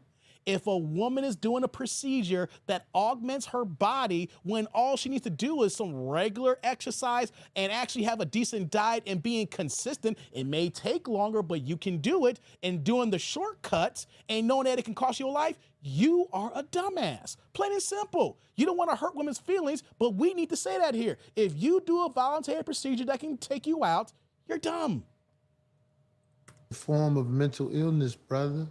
If you crack your ass open and put stuff in it, you a crazy bitch. But do you keep the same energy with fake titties? Fake titties? I don't like fake titties. They feel like wintertime dirt. But do you say the same thing about any type of Botox enhancement to whatever? Well, Botox, in my opinion, it's not as aggressive as ass that's been dug open and But stuff. there's many different But there's- forms of BBL. Like you can get both. No. There's this is the ignorance. When the last live stream I had, this is what I talk about. Cam is young. And when I say Cam is young, he's a decade younger than me. He's like 34, 35 years old. The thing is, we've been watching Cam Newton since he's been a teenager, since he got recruited as a high schooler, top football player, going to University of Florida, then having his issues at Florida, and then going to Auburn, then being the #1 pick in the NFL. See, the thing is, we've been seeing Cam Newton in our lives for like the last 15 years and change, right? But what he's saying is not correct. BBLs all those are not BBLs. We're talking about the whole circumference of plastic surgery. BBLs is a particular procedure under plastic surgery, right? Getting lip injections, that's not a BBL. Getting breast implants is not a BBL. It's called a breast implant or a breast reduction. But this is the issue that we have here with certain guys like Cam here who are so ignorant but got so much money and they're only relying on the people who's around them here. And this is what I said in the last live stream. Cam needs to do more homework and need better people around him because what he's saying here is factually incorrect. Botox in your hips. You could get both. Like there's certain procedures that it's not, when you say BBL, it's many different forms of enhancements. That's what I'm saying to you. And my thing is just keep it cute, baby. I'm not sitting up here trying to go from a cup to a double D. Like that's, Jesus Christ. Cam, if a woman walked up to me and said, motherfucker, I was hustling when I did this. This is what I had to do to get it at the time. I was hustling. Do you know that opens up my mind to make me see, okay, I get it. You was hustling. You was out there lost without your leader, which is a man. You was out there. I can understand stories like that. But most women get BBLs because of vanity. It is not nothing to do with their grind. When you out I'm in pause here, Cory. I literally was talking to a woman last week who told me this exact same thing here, and I thought it was freaking asinine that women get plastic surgeries. They're getting BBLs. They're getting lip injections. The certain clothes that they're dressing, not for the men, they're doing it for the women so they can stunt on other women and compete with other women. And I was telling to her, that sounds dumb as hell. Because these women are never gonna pay your bills. These women you're not of that persuasion of the outfit community, so you're not trying to date these women. You're over here looking at men here trying to impress women. So in this spirit, in this mentality of plastic surgery and these procedures here, this part of what we live in today is just women just being effed up in the head. They're competing with women. And the main thing that matters is men. Then they get these procedures and wondering why at the end of the day, when they're in the mid-30s, why men don't want to lock them down long-term, but all they want to have is sex. out here trying to make it, man, you would do some of anything, man. I used to do dirt when I was a young man trying to get some money. I grew out of it because it wasn't in me to try to always sneak the next man. It wasn't in me to do it like that. So I wasn't real good at it because I always felt like I'm doing some dirt. Vanity is dirt. It's a major sin. You know what I'm saying? If you out here getting a BBL because you want to look a certain way, you a crazy bitch and will be treated as so in the long run by me. That's just me though. You ain't got to worry about me though. I'm just one man, goddamn it. Shit, there's a whole bunch of motherfuckers who think your BBL is, I'm gonna marry her. That girl got a big old booty. She got it done. Get you one of them motherfuckers. They ain't shit either. If your man is with you because of how you look,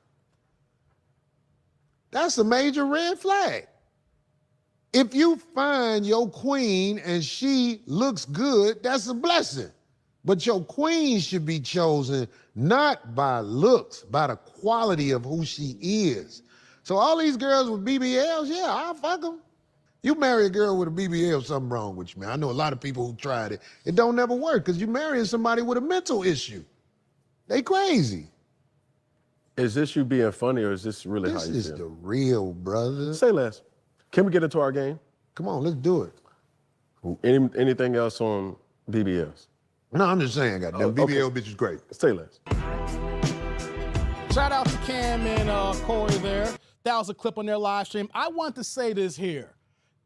And I'm reacting to this video because there are so many men who move like Cam.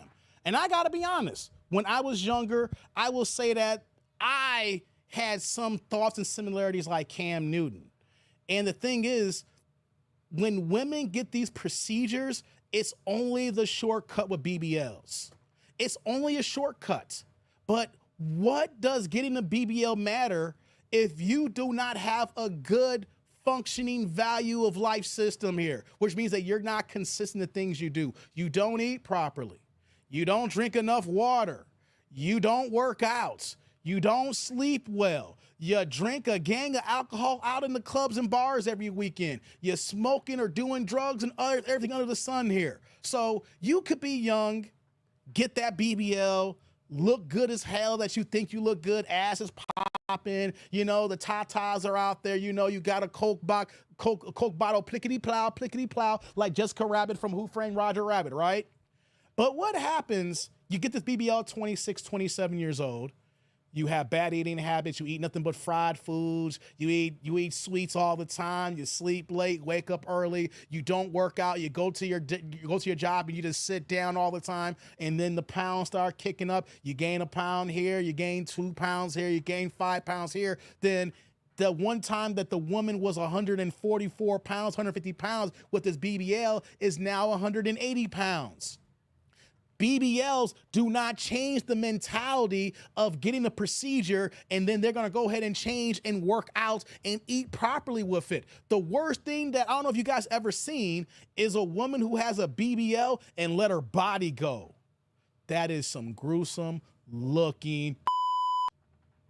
I don't know about y'all. Have y'all ever seen a woman with a BBL in her 40s? Not a woman in her 40s just got a BBL. She got that bad boy like a decade ago, and she don't work out like she used to. She living differently, or let's say that she did get knocked up and had a baby, and then you see the residual effect. She lost the weight from the baby, but then she still doesn't live that healthy lifestyle. So she got this augmented butt, got these augmented thighs, but then the rest of her life is lifing, and she just looks like pure, unadulterated. And that's the issue what we're saying here, because people do not get these procedures and then maintain themselves. It's only a quick fix. It's not gonna translate to your 30s and 40s. If you don't have consistency and dedication in your life, all this BBL is gonna do is make you spend $1,000 in a good couple of years. So I totally agree with Cory Holcomb here. Ladies, if you're getting a BBL, there is something mental going on. You need to go get some therapy. You need to talk to a professional, but changing your lifestyle can get you the body you're looking for. The problem is you do not want to wait for the results. The problem is most women who want to have these procedures hate the fact of a Tuesday evening at 5:15 when they're not seeing the gains in the mirror that they're looking at. Or it's been 3 weeks and they're still looking at themselves saying, how come things are not changing? Not even realizing that maybe, just maybe, your diet still sucks and you're eating all this nasty, greasy ass food. Haven't y'all grandmamas and grandfathers ever tell you that fat meat is greasy? Right? So shout out to Cam Newton. And shout out to Cory Holcomb, but Cam, you are dead wrong in this here. You're trying to placate to women because you have a women's audience and you're trying to straddle both sides of the fence. But in actuality, any woman who doesn't want to do the real hard work, any woman who wants to go through the shortcuts and getting BBLs and getting plastic surgeries, why would any man want to indulge himself with that kind of woman? This is a woman who don't want to put the work in. This is the woman who do not want to see the long-term effects of her actions from doing the right things here. This is a woman who will possibly leave you because she's taking shortcuts. Let you have just a small little downfall, fellas. She's already monkey branching to the next dude because she's looking for shortcuts in life. And that's another thing too, grits and bacon. I have not experienced this in the past, but I have seen so many people tell me this too, that women who have BBLs, they ish stinks. There is something about the pH balance and the things that this surgery does that change their body structure. And the next thing you know, they ain't smelling right. They may be looking right, but they ain't smelling right. It's like, ooh, smelling like Who Shot John? Smelling like 2 Saturdays ago all outside and stuff, guys. So as a man, to let y'all ladies know, yes, we will have sex with women who have BBLs. And it will be fun.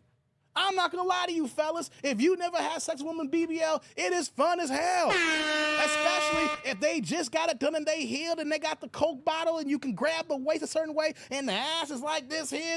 It's a nice visual, it looks very nice. I'm a man, I'm a grown man, I'm a red-blooded man, I know, right? But that's good for Saturday nights. That's good for Friday nights. Gotta remember fellas, you gotta deal with that woman on a Monday. You gotta deal with that woman on a Sunday.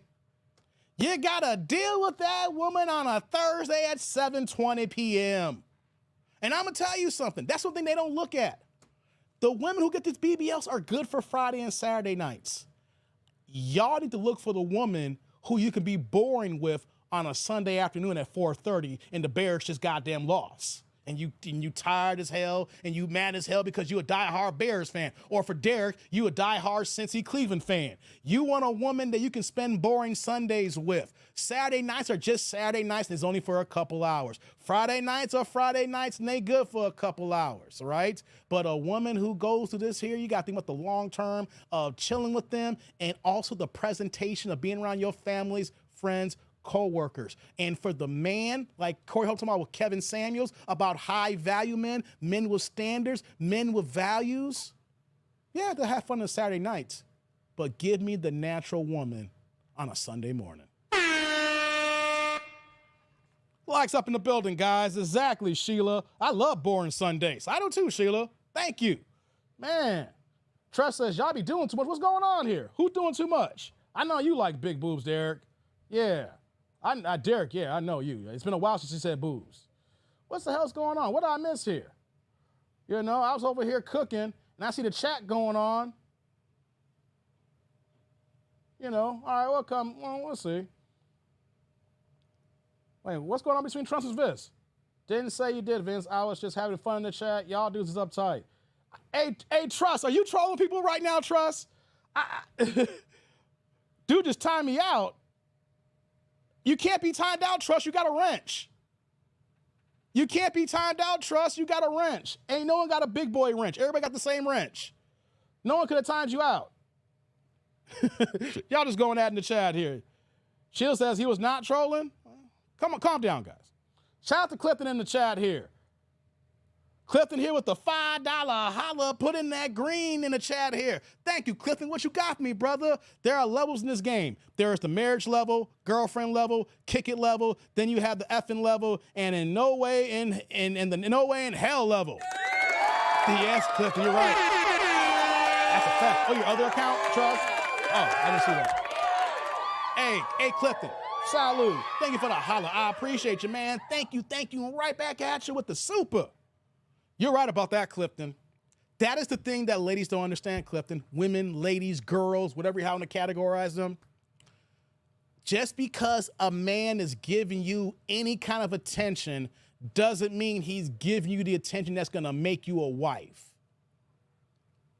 And sometimes y'all even act like the fact that I ain't trying to get married. I ain't trying to be no wife. I'm doing me. I'm Miss Independent. And you know what that guy says? You be Miss Independent. I'm going to bang your ass over and get these draws. And then you can go ahead and be lonely independent after I get this nut off. Man. Appreciate that, Clifton. Thank you, man. Thank you. Hold on. Shout out to my man Theo here. He dropped the super chat, the super members here. I didn't forget about it. I was in my cooking here. I was on Theo's live stream. I ain't watched the Theo live stream in a minute, Theo, you know. This has been a rough year, but we back at it again. And I showed up and he showed back here. He been a member for 25 months. That's 2 years and change, baby. 25 months in the 8-inch crew. That's my brother, man. We YouTubers got together, man. Black YouTubers. Shout out to Theo in the building. Black YouTubers got it together, guys. Look at T. Orlando. Theo, I need that wrench. Hey, Theo, dog, I need to talk to you offline. You need to give T. Orlando a wrench, dog. I'm telling you. You need a troll like T. Orlando in your chat, brother. You need a troll like that where you know he's trolling and everybody know he's trolling, but when he's not trolling, he's better for the channel, man. I was the same way, too. I was like, who the hell is this T. Orlando ninja? F T. Orlando. I don't care if he isn't a lawyer. I don't care if he's an attorney. He's smart as hell. I don't care if he went to a predominantly white institution and he don't like black HBCUs. I don't care. But you know what, though? At first, I was like, man, who? And then after a while, I was like, you need a guy like this in your channel. I'm telling you, hey, Theo, I'm telling you, you need a man like this in your channel, okay? It's a whole different ball game, okay? You need a troll like that. You know why?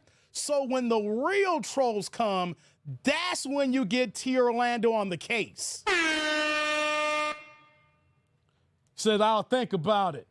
Hey, the reason why I'm saying it here is you know you got a joker in T. Orlando, and he's like, this dude be trolling. But when the real trolls who don't like us show up and causing chaos, that's when you get T. Orlando on the case, and him being the ultimate troll destroys all the other trolls. If you don't know about it, Theo, I know you don't watch the boxing channel, but shout out to Fanon. There's this dude in Fanon's channel, in other boxing channels, who goes by the name of Boxing Hacker, who's the worst troll, who's a goddamn tether, and he is the worst of immigrants you're gonna find. And let T. Orlando get on the case with that troll, and T. Orlando be having my ass cracking up when he trolls that troll, okay? You need a troll to take down the other trolls. You know what I'm saying? You gotta have that lion you gotta have the one in the hen house. You know what I'm saying?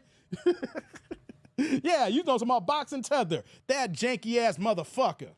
All right? If we can get him banned from all boxing channels that's causing chaos, if there's a majority black boxing channel, he will show up and just destroy the whole damn live stream with lies and incorrect information. And T. Orlando's the kind of troll that destroys those kind of trolls, Theo. So give my man a wrench.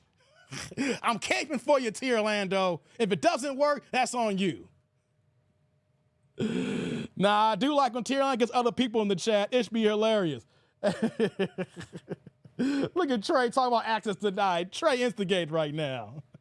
He says, gets other people's triggered on me. Yeah, he gets them triggered, right? And I love that. I love to see that, though, man. But you know what, though? When we get to the heart of certain situations, I'm like, yo, T. Orlando, I need some information. And he dropped that game on me. He says, it takes a minute for me to grow on people. Pause, Negro. Pause. I don't want you growing on me. Hey, don't reword that, T. Orlando. I don't need you growing on me. We about to move on here now, man. Shout out to my man MOP with the $2 holla. With the blue plate in the chat. What you got for me, MOP? Free Lazy Bone and F Moist Watkins bish ass. Oh, come on, man. Hey, you know Moist Watkins is not supporting Kamala, right? Hey, salute. Thank you for the holla. I appreciate you. Thank you. Right back at you with that super MOP. Hey, did you hear Moist Watkins not supporting Kamala? Hey, I don't watch Moist. Right? Unless something happens, I gotta go to his live stream. I should go see what the hell he's talking about, right? Moist Trickums. Yeah, exactly, Trust. Moist Trickums. But I be on Twitter. I don't follow him on Twitter, but he pulls up on my timeline, and every time he comes on my timeline, it's him disrespecting Kamala Harris. I was like, oh man, does he really believe this? Or is he grifting? Is he trying to work with the black folks again who didn't like him? With all his caping for the Beckys and for the banshee ass women. I'm gonna hold my sarcasm, says Sheila. Yeah. All right, guys, let's move on to the next video. Let me do this here. Yeah, we take that down here. Whoops, I didn't mean to do that. Damn it, I hate that I did that here. Hold on one second, guys. Okay. We're moving on, guys. Let's get to some Dick Nanigans now. We covered major pop culture news. We did some for the culture with Cory, Holcomb, and Cam Newton. Now let's get into some dick nanigans, guys. Let's get into some dick nanigans. Y'all ready for some dick nanigans, guys? Let me see here. Let me scroll back up. What, Derek, why are you saying, hey, Derek, why are you saying Boo Theo? Oh, I forgot. I had a brain fart. Derek, you're saying Boo Theo because, hey, T. Orlando, you and Derek got something in common because Theo be doing Derek wrong like he be doing you wrong. I almost forgot how many times you got your wrench taken by Theo and how many times you've been blocked, you've been timed out, being kicked out. Yeah. Matter of fact, it wasn't it because of you we got applesauce on Theo's live stream? It started off on Drew, but then you go to Theo's live stream talking about applesauce. So now I know, I forgot why you said Boo Theo. Now I know why. Yeah, you in the same boat, dog. You in the same boat. Yeah, the single moms too, Trust. Yeah, I had a slip up there. Single moms, my bad. Shout out to Derek with the $5 holla, putting that green in the chat saying, yo, Dave, Lazy Bone has a whole house. Where your cat got? I mean, a whole damn house to himself? I gotta bring my cat into this, man. I gotta bring my cat into this, man. Hey, salud, thank you for the holla. I appreciate you. Thank you. And right back at you with that green super. Why are you bringing my cat into this, Derek? I'm mad at my cat right now anyway. You know why I'm mad at my cat? I bought some new cat food, right? And it was just regular hard food. And I put it on, I had a cooler. My refrigerator had broke like a month ago. So I had to put a whole bunch of stuff in this cooler to keep some things cool until I got it fixed, right? So the cooler is still like in the dining room, right? So I bought a bag of cat food, of hard, just regular hard food. And I was up at 2 a.m. last night and this cat was knocked out. I take my black ass to bed and then wake up at like 5 a.m. and this cat had got into the goddamn cat bag and ripped it open and ate a whole bunch of the damn cat food up. So God damn it, I feed your ass so many times a day and you're tearing up goddamn food, making a goddamn mess. I swear I'm gonna put her ass outside. Derek, I tell you, man, my cat be pissing me off at times. Lord have mercy. Cindy, I appreciate you advocating for my wrench. I tried, Negro. You can't say I didn't try. So you know what though? Anytime I clown your ass, you know you gotta take it on the chin, pause. All right? Take that Man of the Year in 1998 on the chin. You remember that applesauce, huh, Sheila? Yeah, apples. Yeah, not the applesauce. Y'all remember the applesauce? Y'all remember the applesauce? T. Orlando, don't get drunk with the power. Sheila, I still watch it just to laugh. Cats are bad. Man, my cat pissed me off, man. Hey, one last thing before I go to the next video. You know, I almost lost my cat last week. I gotta replace my screens in my house. I gotta do a lot of renovating, right? And 2 of my screens got ripped up because, then over the summer my cat likes to, sit on the ledge, and it ripped a little bit, and some of her paws, so it got ripped open. So I was like, I gotta replace the screens. Don't open them up, right? So my wife, I'm so mad as hell because she gonna go ahead and open up the window at 2 a.m. right? And so the cat goes to the window and jumps out the goddamn window at 2 a.m. and it's freaking 25 degrees at night. Runs into the room. Oh, Dave, the cat, Bella jumped out the window. Bella jumped out the window. I was like, oh, crap, right? The first thing that came in my head was, oh, this cat gone. It's 3 a.m. It's pitch black dark and she jumped out the window. By the time I got my clothes on, it was a good 10 minutes. I was like, man, we lost this damn cat. And I was pissed off, right? Because I spent so much damn money on this cat, the investment of having this cat for 7 years, and this cat gonna be gone, right? Luckily enough though, I go outside, right? This cat ain't moved 2 feet. This cat cold as hell, right by the window, shivering her ass off. I'm like, meow. I said, get your ass over here. I got her back into the house and closed the windows and everything. Yeah. So I gotta fix my screens so I can open the window so the cat can get out so she don't jump out the window again. That happened. True story, guys. True story. Eat the cat. Eat the cat. Does apple cider count? I don't know about that one. If your cat don't eat mice, put it outside. Nah, my cat don't eat no damn mice. I ain't got no mice in my house, thank God. If I got mice in my house, I got a problem. Coco, is that your dog, Coco? Yeah, they are assholes, Cold Fusion. They are. Get some cat. I got catnip. She's just curious as hell. Me doing ish, man. All right. Let's move on to the next video, guys. Let's get some dick-nanigans going. Y'all ready for dick-nanigans? I had to tell that story about my cat. I was so pissed off, man. I literally thought this cat was gone. I was like, man, can you imagine waking up at 3 a.m. and gotta put your clothes on? It's 25 degrees outside, trying to find your damn cat in your backyard. God damn, man. All right, guys.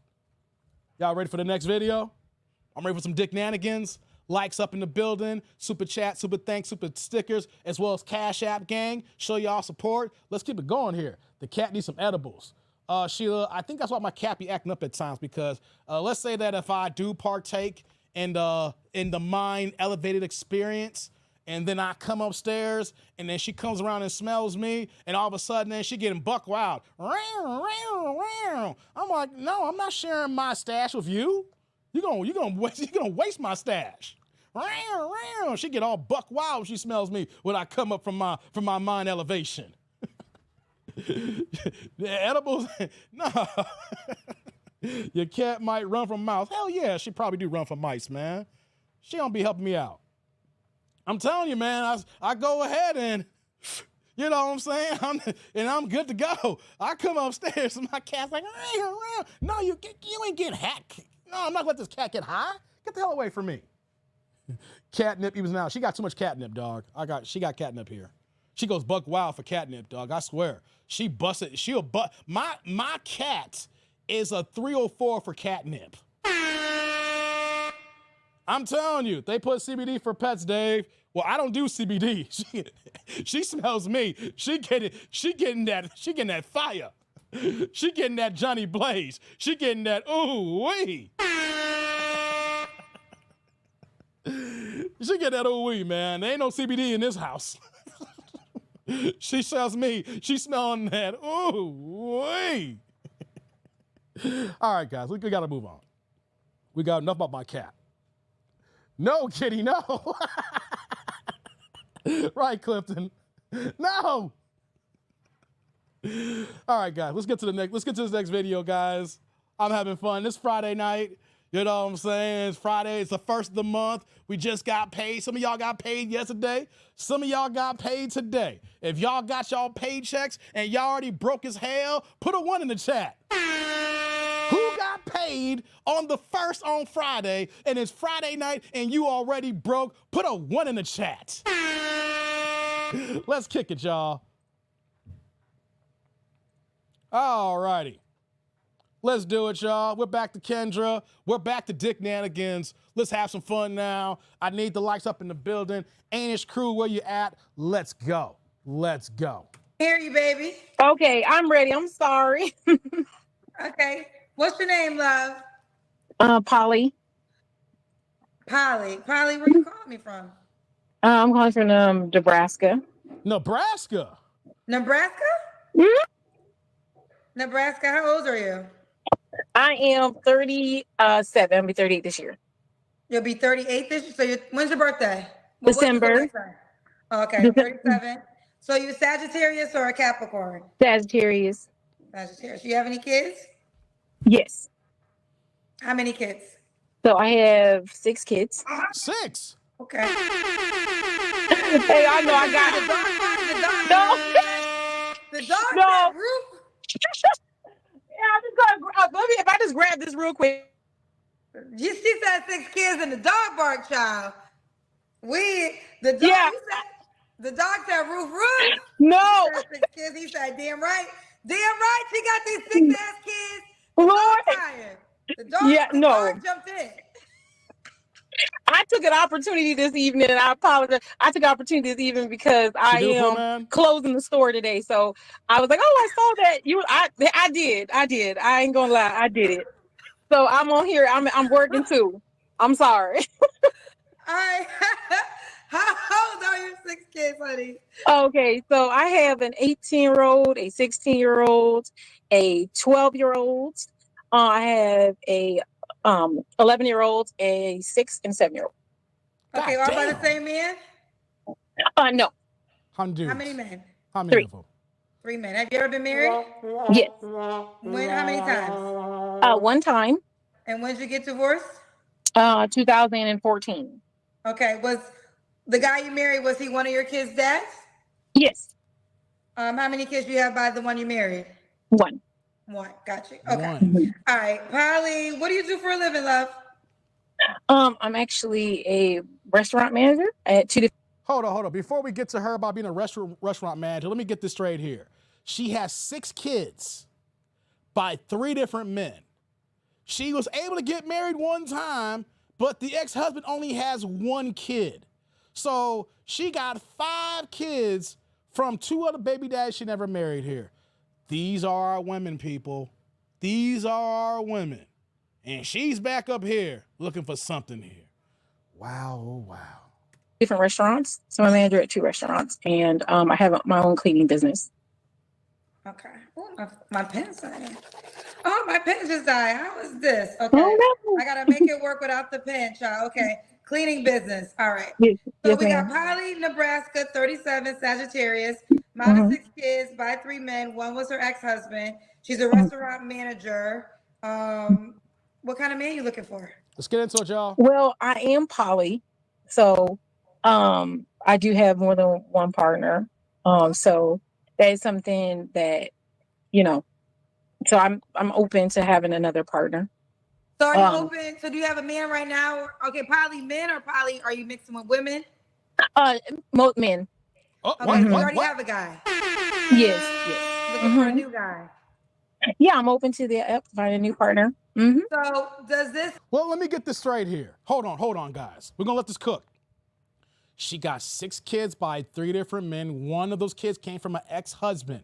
She is currently seeing somebody right now, and she wants to add a new dude to the stable. Did I get that right, people? Did I get that right? You already got so many men tied to all these kids, and now she wants more cock in her life. Got it, guys. Gotta remember, yes, thank you, T. Orlando. This is diabolical here. So you went through all this here, and now you want more cock. Hey, guys, this is nasty work, and she is not yours. It's just your turn. But let's continue. Help me understand, because I know poly is different for all people. Will this guy join into your current relationship or be a separate relationship? So yeah, my population looks more polyandry. So I basically have partnerships with men, but they're like separate. We're not all together. So, I have a relationship with that person. It's like, it looks very one-on-one, and, they're aware I have other partners. And, they meet sometimes and things like that. But for the most part, it's kind of what it's like.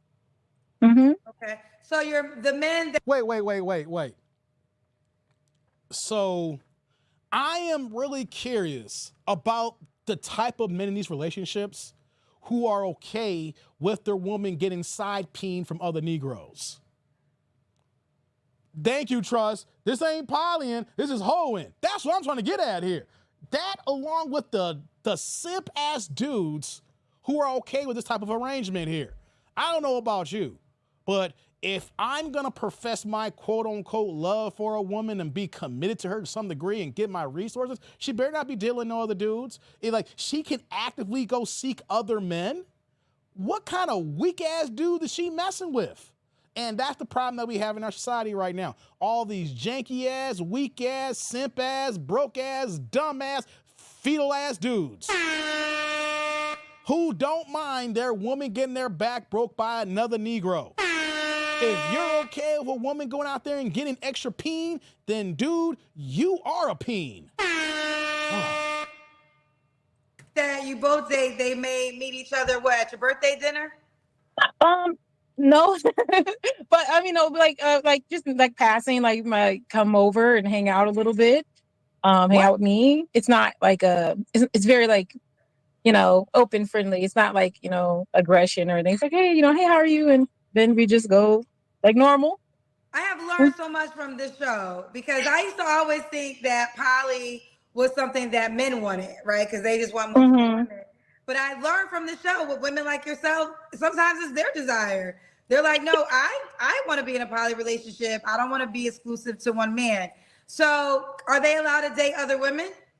My partners are able to date other people. Currently they do not. They just How maybe. many partners do you have right now? Wait. So you are really with some simp ass people then. Wait, a guy, you could be at home with one guy and another guy can come over and pass him by like, hey, how's it going? Yeah, it's your turn tonight. Yeah, my turn. Go team, go. Yeah, team, wear that ass out. Like, y'all tag teaming? Y'all tag teaming on this? You okay with this? You could be sitting down on the sofa over here watching Modern Family laughing. Hey, man, that Ed O'Neill's a funny guy, you know? And then some dude coming, hey, what's going on, Dave? Hey, what's going on, Mike? Good to see you. Hey, you care to take Polly out? Hey, man, I wore that ass last night. Get it in, dog. Get it in. Said never by me and mines.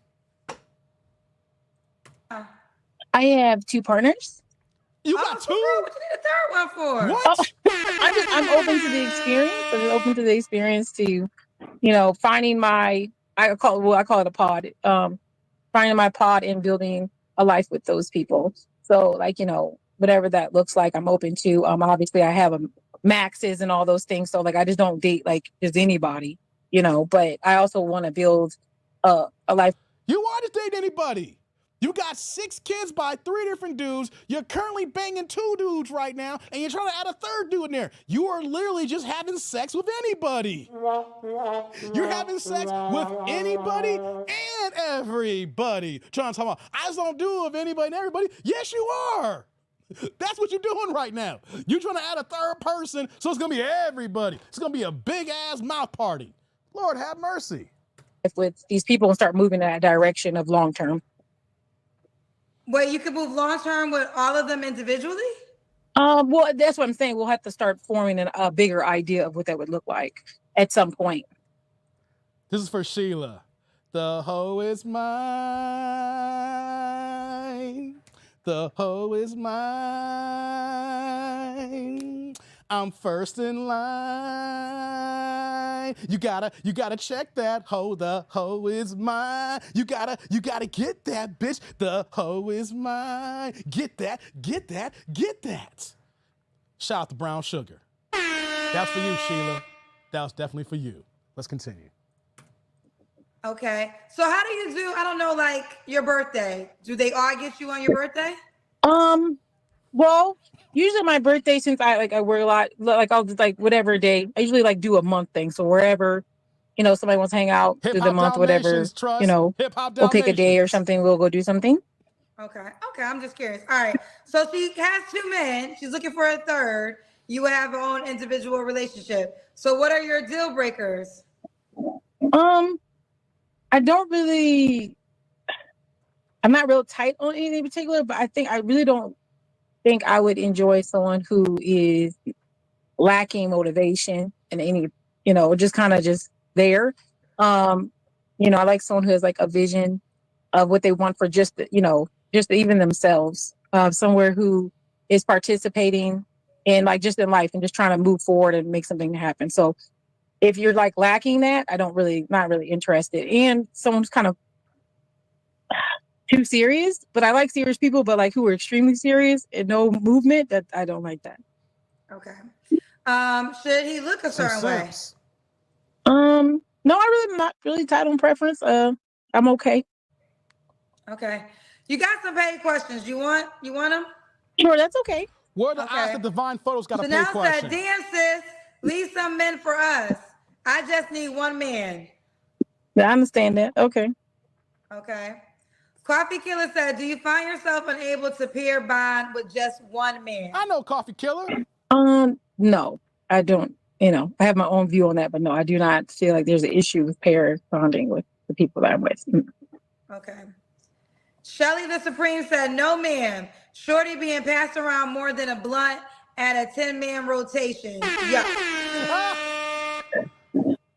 I don't think that's a question, but yeah, I mean, I understand the idea that if I have more than one partner that it kind of looks a certain way, but I'm not like just moving around with a whole bunch of different random people, so it's not necessarily like that.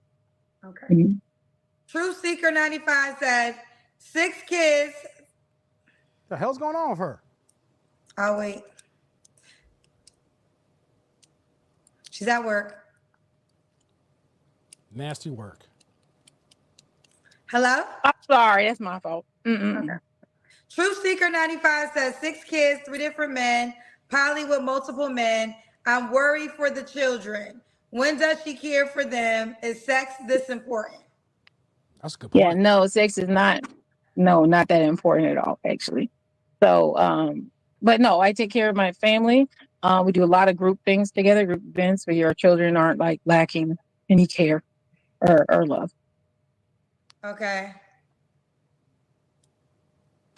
LII said, me and you and a smaller chick to balance it all out. I'm rocking with it. I can be stepdad. You got to lose all the guys, though. I'm the only one. Yes, I've heard that before. I just heard that before, so. This simp. Divine Photo says, 6 kids, that means your kuda cutter must have been real good. Anyway, Divine, do you let the men know upfront about it? Where Divine at? Yeah, I let my kids know up front. Everyone knows up front. There's no secret. When you get into this, you know what it is. So you participate because you want to do it. It's not a secret or a trick. Okay. I asked you if the guy has to look a certain way, right? Yeah. Okay. Should he make a certain amount of money? Oh, God. No, not necessarily. No, I don't. I don't mind it because unless we're living together, then that's a discussion we'll have to have later. But what you're doing with your life right now, that's okay. Okay. Let's do the Kendra Cam. See what she working with, y'all. Just take a look here. Oh, hell no. I think I have to turn up a little bit. Oh, hell no. Okay, I'm gonna move the chair. Sorry. There we go. Okay. All right. Okay, we got you, girl. We got you, Miss Polly. Hold on.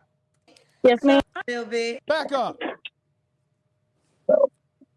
I think I have to turn back up a little bit. Right there.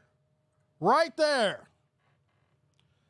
That should tell you, ladies, that whatever you wearing is too goddamn tight. It's too damn small. We see the rolls. Wait. Oh, my God. Okay, I'm gonna move the chair. Sorry. There we go. Y'all see her belly button? Look like a goddamn lake with that dippage there. It's like a pond. 3 back, says Vince. Hey, yeah, where Derek at? I know I timed him out for a minute. There's only 1 minute, Derek, I timed you out for pressing that too. I timed out him and MOP for dropping deuces. Pause. Where Derek at? You like boobs, Derek? You know what I'm saying? But she got a whole bunch of love handles. That's not even love handles, man. That's like a whole handrail. There, the Michelin tire woman. God damn, man, this is wild. Let's continue. Okay. All right. Okay, we got you, girl. We got you, Miss Polly. Yes, ma'am. Oh, my pen's not working. Let's keep it a buck here, guys. Let's keep it a buck here. Any man that is smashing this is a low-level man. This is the man who's not in high demand by the ladies. This is the man who does not have his stuff together. This is the man who does not do well with the ladies. Any self-assuring, well-to-do men in this game today is not dealing with a woman who has 6 kids by 3 different men, who's currently banging 2 other guys right now, looking for a third to the stable here. The guy that she's looking for is a simp-ass dude. I gotta get a pen after this. Okay. When was your, well, shoot, I was about to say, when was your last relationship you into? Yeah. Yep. One is for 5 years and one is for 1.5. Wow. So the 5-year guy, he doesn't have nobody else either? No, not currently. And he's fine with sharing you with the other men? Yeah, it's been something we've been. Wait. You've been with one dude for 5 years. You're telling me that he has the option to be with other women, and he ain't choosing to be with other women, but you've been dealing with other dudes, and then the second dude's been around for a whole year. So this brother don't even have a problem with you getting smashed by other, and he's been the long-term one here? Shout out to Derek. Hey, Derek, man, don't tell me you signed up for this, man. I mean, she got some boobs, man, but let me know how you really are if you want to sign up for this, man. Oh, my God. Her stomach is a boob rest. God damn. Been doing for a long time, yeah. Okay. You don't have to answer, but I'm gonna ask. When's the last time you was intimate with someone? Buns glazed. Probably like 3 days ago. That was one of your guys, right? Do you consider them each your boyfriend, like, or no? Yeah, we're together as our partners, and I don't have sex with people who aren't my partners. Okay. Can I ask this question here before I let the video continue?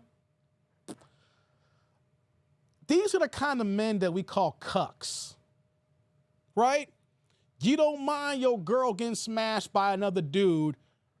So what I'm saying here is, does anybody think there's a little bit of alphabet community going on with these guys here when we call them a cuck? Because think about it here. Any man that's okay with his woman getting smashed by another woman, talking about she's poly, and then she even says that, you know, that they're not each other all the time, but they could be hanging out and someone come over and things of that nature. Has there been some group activity going on here? And when I say group activity, not a train, but, you know, these dudes, are they kind of zesty? Like, do the dudes mess around with the other dudes? Because if you got no problem sharing your woman, I'm kind of thinking that you might want to be sharing these guys. Because there is no self-assuring man, red-blooded male here, that is okay with his woman getting her back blown up by another dude unless you're playing that other lifestyle and you like other dudes as well. And you have no problem getting, technically, your back getting blown out by the other man or other man too as well. I'm just throwing this out there. I don't care what the chat's going to say. I don't care what the replay game's going to say. Y'all let me know. Because I don't know about y'all, but I'm talking about, man, I ain't sharing. I am not sharing. As soon as I find out that you and somebody, I'm out. I'm not going to let you get your dignanigans on with other dudes. And then you're okay with it. Or you're watching it. Or you're in the house and some guy's picking her up. I'm thinking that these guys are zesty, and these guys mess with these other guys too as well. Let's continue. 3 flaws you have to work on. Oh yeah, the flaws game. Probably procrastination a little bit. I do procrastinate, and I can overwhelm myself sometimes. And probably like over caring. Like I'll care too much, and then like I won't take care of myself, so I have to be careful of that. Okay. And why would a guy want to sign up for this, knowing you got 2 boyfriends? Like, what would be the benefit of being with you? What cuck wants this? Well, the benefit to be with me, if we do match well, is that I'm gonna take care of you 100%. Like I'm gonna make sure that I'm putting in all the effort. You can't take care of a man 100% because your time is split by 2 other men. You cannot. That is an infactual statement. I'm gonna take care of you 100%. Well, what about these dudes here? Yeah, it's impossible. All right, so that right there, you need to stop. You just want some new dick. I get it. You're gonna get, the full me. I'm gonna be there when you need me. I'm gonna, take the time to love on you and give you the best love. Oxymoron. I think, from my point of view to you, provide it to you in any way, any form, fashion. I'm gonna be a ride or die. That's how I see it. Like, if you need me, I got you. It's supposed to be that relationship where if something happens, I got you, you got me, and we got each other, and we work as a group in the community to just be. Here's the thing. I get the poly thing, but this is a lie here. You can't give 100% of yourself when yourself is already being spread thin to other guys. So I get it if you want to practice poly, to each his own. I got jokes for days. I'm talking about this here. But you cannot say that I'm going to be there for you. I'm going to give you 100% of me, and I'm going to take care of you. You cannot say that when you're literally being spread across through multiple other people. And you've been with one of these guys for 5 years. You can't give another guy 100% when there's another guy that's been there for 5 years because you're giving him a percentage. The other guy's been here for a year, you're giving him a percentage. So you can't give no one 100% if you're banging all these people. Great. Okay. And let's do it. Wait, a couple things. Polly, you're 37. What's the age range you want to date? No one younger than 30, and I'm upwards is fine. Okay. Should he be in Nebraska? He does not have to be, no. Okay. And are you on the Kendra G Singles dating app? I'm not. I was making one when we started. Okay. What will your name be? Will it be the one it's gonna be Miss? Yep, I'll leave it as Miss Polly. Mm-hmm. App, and you a thing 1 and 2. I'll fast forward. I don't want to hear about the Kendra app. Okay. Thank you so much. I appreciate it. Miss Polly will be her name on the Kendra. Wait, you have some more paid question, girls. They got questions for you, child. Oh Lord. Okay. All right. We got some more questions. Maya said, "What is the true purpose of wanting or needing multiple partners? Genuinely curious what each man is for." Yeah. It's not necessarily a need. It's just like if I happen upon someone that I meet and we have a great connection, I have the opportunity to get to know them further. It's not necessarily like I'm running around like, oh, I gotta get everybody. That's not the idea of it. It's just that I have the opportunity to make a deeper connection with someone if it comes to happen. Yeah. Coffee Killer said, "You are poly." Sorry. Coffee Killer said, "You are poly with men and sex is not important. What do you all do together?" Yeah. I mean, obviously, if I have more partners, I will might have more sex, but not necessarily. And you do things like you would do one-on-one. I mean, you know, I do some content. I work with one of my partners. We're actually building a business. I talk about content because I do content on YouTube and things like that. So like I will connect with those people on things that I'm already doing. And like just have a good time like anybody else does. Nothing really different. I wanted to say this because it's a lot of men. Well, I think there were some women though too. But for the men, and I'm not a person that agrees with poly, to be quite honest, but I respect everybody's dating desires, right? But for the men that are questioning this, isn't this what you always want women to agree to? Like so many men want women to agree that men have multiple women and you should be fine with it and you should accept it. So I guess what I would say to the men is, why are y'all giving her so much pushback when this is what you try to convince women?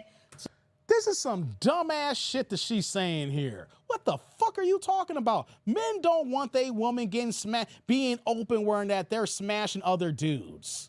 Okay? No.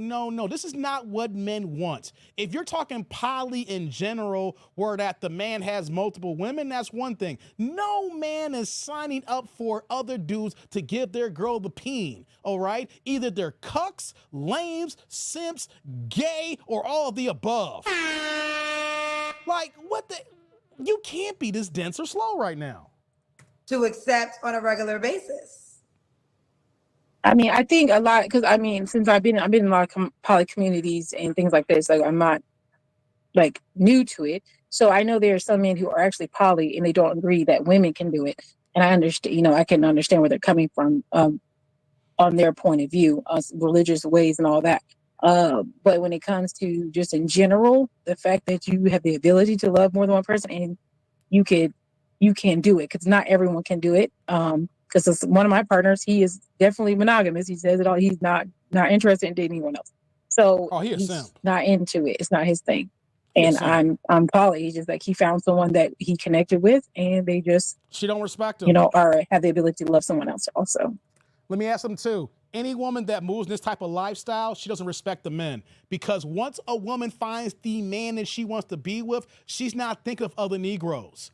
Any other man is like, ew, it's sick. I don't want to deal with it. A woman who is really on her game and finds the man that she wants, every other man is non-existent. They're invisible. So for her to have this many guys already and trying to add more to her roster, she don't respect any man she's with. Because if she really loved and found a man that was respectful, that was the head of the household, that was, I'm not gonna say high value man. Well, high value man is gonna deal with a woman with 6 different kids, right? But if he was really on his P's and Q's and represented himself to the best of his ability as a red-blooded male, she would want to deal with other dudes. But the fact that she's adding while she's got these dudes showcases that she don't respect none of these guys. She only respects what they can do for her at that moment. Okay. Well, listen, wait, let me see what this says. That too, Vince. All right. Well, listen, we enjoyed your time. She's going to download the app on your iPhone and the app stores. The name is the same on the iPhone and Android phones. Kendra G. All right, we're done with her. Let's keep it moving here. Someone had posted her IG and her channel. We're going to talk about this here. But this is nasty work here, right? There's a difference. See, this is the thing that Kendra tried to showcase, but men and women are different. just because men do things that women don't agree with when it comes to dating, and then they try to go ahead and replicate that, it's not the same. Because women, you cannot be men. And men, we cannot be women. But for some reason, when it comes to dating, women want to be on the same level playing field doing things like men when you're not built to be that way. The fact that she's having multiple dicks all these years like this, if a woman's moving this way here, she don't respect none of these men. These are not respectful men. These are not men who are on their P's and Q's. These are not men who are on their square. And let alone here, this is a woman who has 6 kids already by 3 different dudes here. She has no problem just ripping and running and ripping. And then to even add the context, well, I'm with these guys, but sex is not the only thing. Then what the hell are these dudes involved in this relationship here? Because let's just be honest here. When men are getting involved with women here, sex is not the only thing, but it's important and it's a major item. And so if she's not even giving these guys sex all the time, what the fuck is going on? Let me go look at her IG, guys. Let's look at her IG. Yeah, let's look at her IG. Thanks for posting that, whoever did.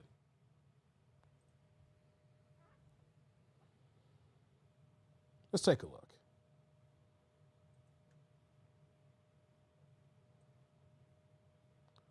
Oh, this is her? Why does she look like a trans with this wig on? She look kind of trans to me, guys, in this joint here. Lord have mercy. Ugh. This is Halloween? Cosplay? Is this you cosplaying for Halloween? Ugh. Guys, Father, forgive us for if we have sinned. Someone said her dudes are on here, so I'm looking for that now. I'm looking to see if these dudes are on her IG here. Y'all see this? Fitness and health is a priority. Yeah, this is what we're dealing with here. Keep showing up for you. Okay. I'm looking for the dudes. Where are these guys at? Pause.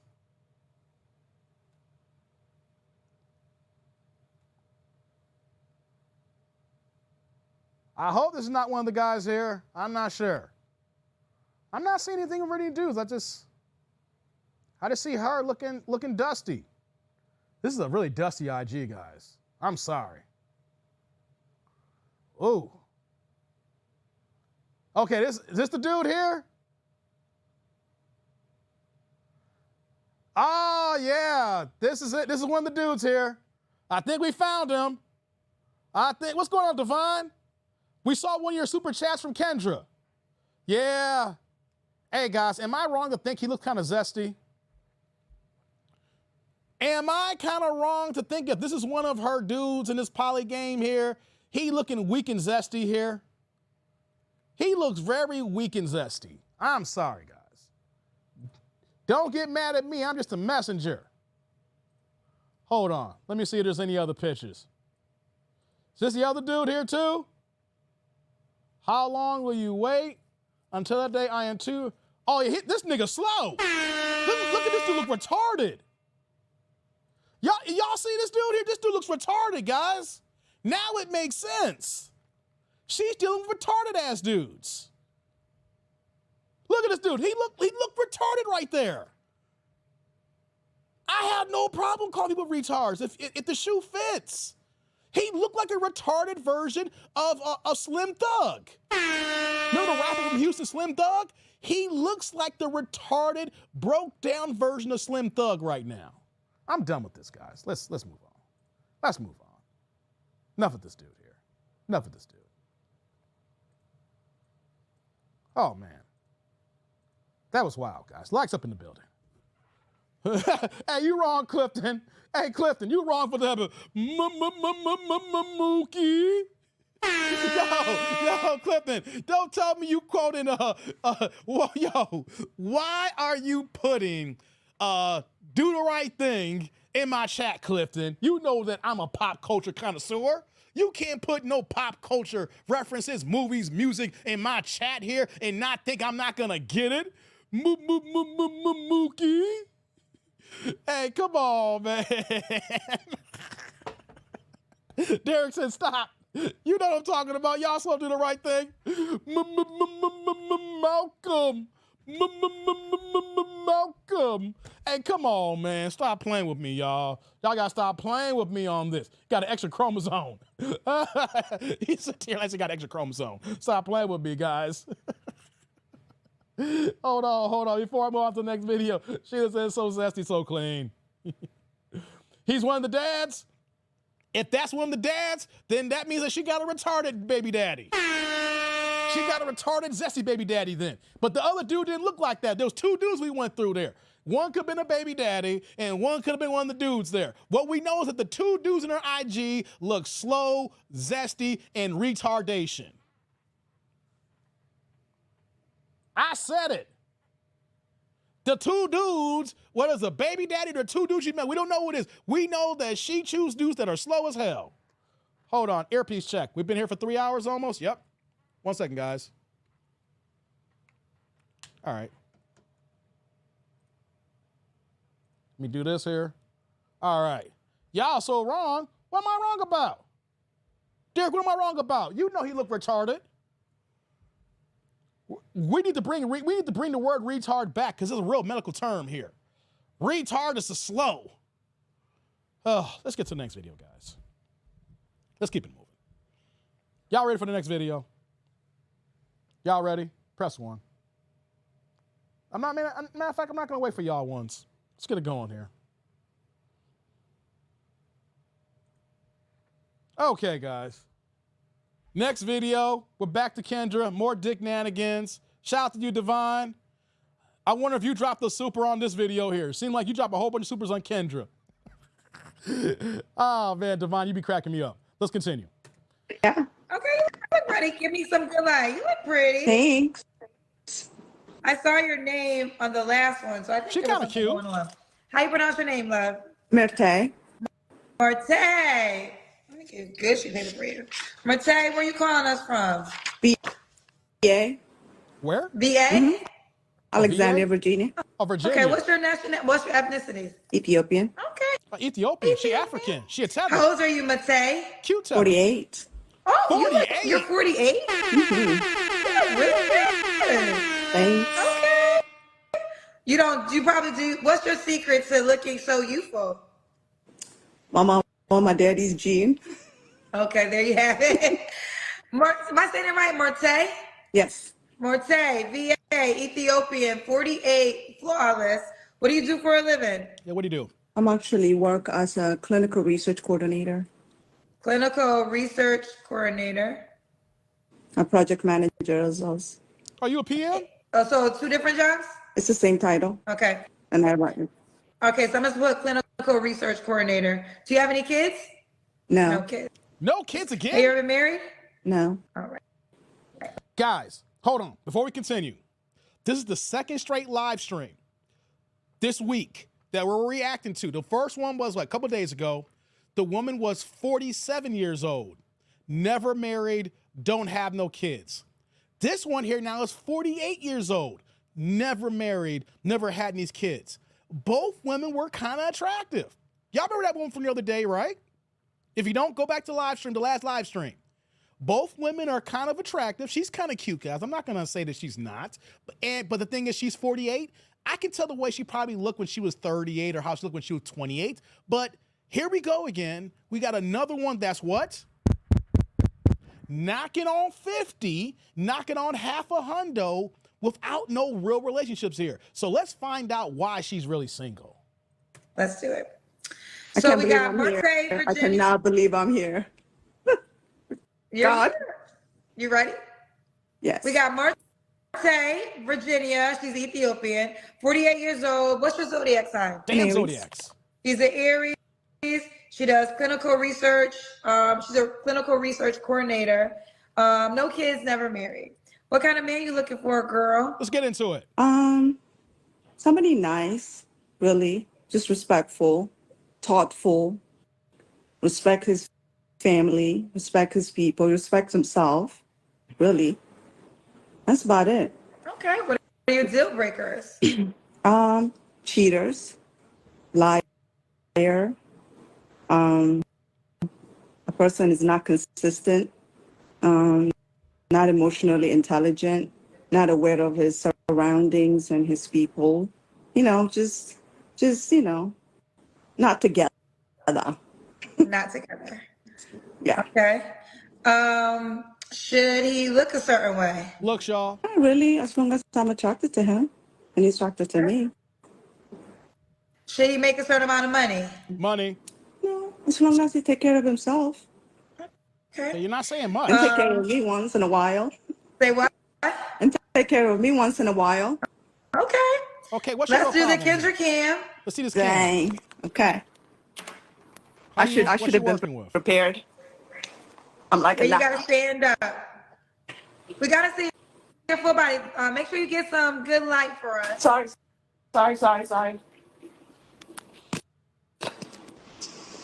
Okay.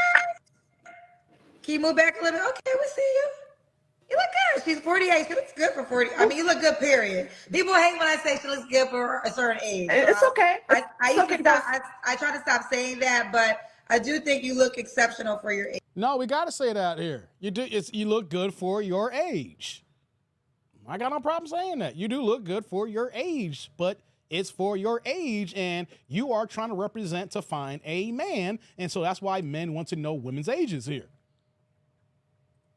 Thank you. I appreciate it. And it's Okay. okay. It's okay. I get that all the time. Well, 48? You looking for 48? I don't know what 48 is supposed to look like, but Yeah, I know. People, women have get mad when I say that, so I try to catch myself, but it's my natural feeling. But nevertheless, let's keep going. Say your name for me again. Pronounce it. Merte. Merte. Merte, when was your last relationship? End of the beginning of this year, actually. Okay. You don't have to answer, but I'm gonna ask. When's the last time you was intimate with someone? I'll skip that answer. Because it Three just flaws you have happened the to other work day. on. What's these flaws? Patience. You got no patience? I'm a little bit impulsive sometimes. I need You're to work on that. impulsive? Ooh. Think before I make decisions. And then overthinking. Overthinking. She's stuck in her head. Okay. And Hold on. Before we finish off this video here. So you're going to tell me that a 48-year-old woman who's Ethiopian, who we know that she looks cute now, but we know that in her prime, she was probably a real baddie, who says that she has no patience and procrastinates. Clifton, you don't have to say it. She is probably a piece of work. She is probably a big-ass headache.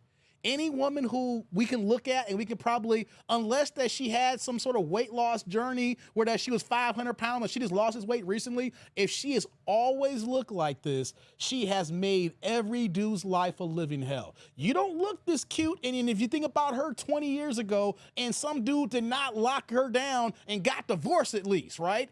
If you are a catch to some degree, some dude's gonna catch you up. But if you're knocking on 50 and nothing's occurred here, that means that you have ran off every single man. You may say, Dave, you're only taking the guy's side here. But here's the thing here. If a woman goes this long without no real major relationships or no kids, she lost.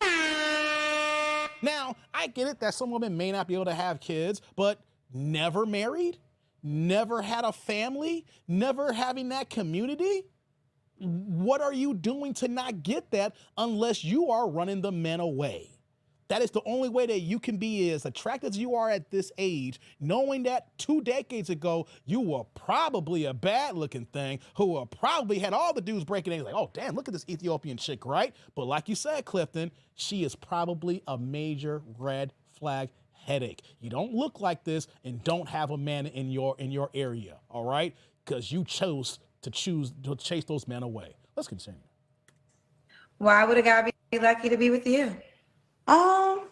It's so funny because it's like you pretty much like selling your soul, like someone to accept you. But however, I'm a nice person, really. I'm kind.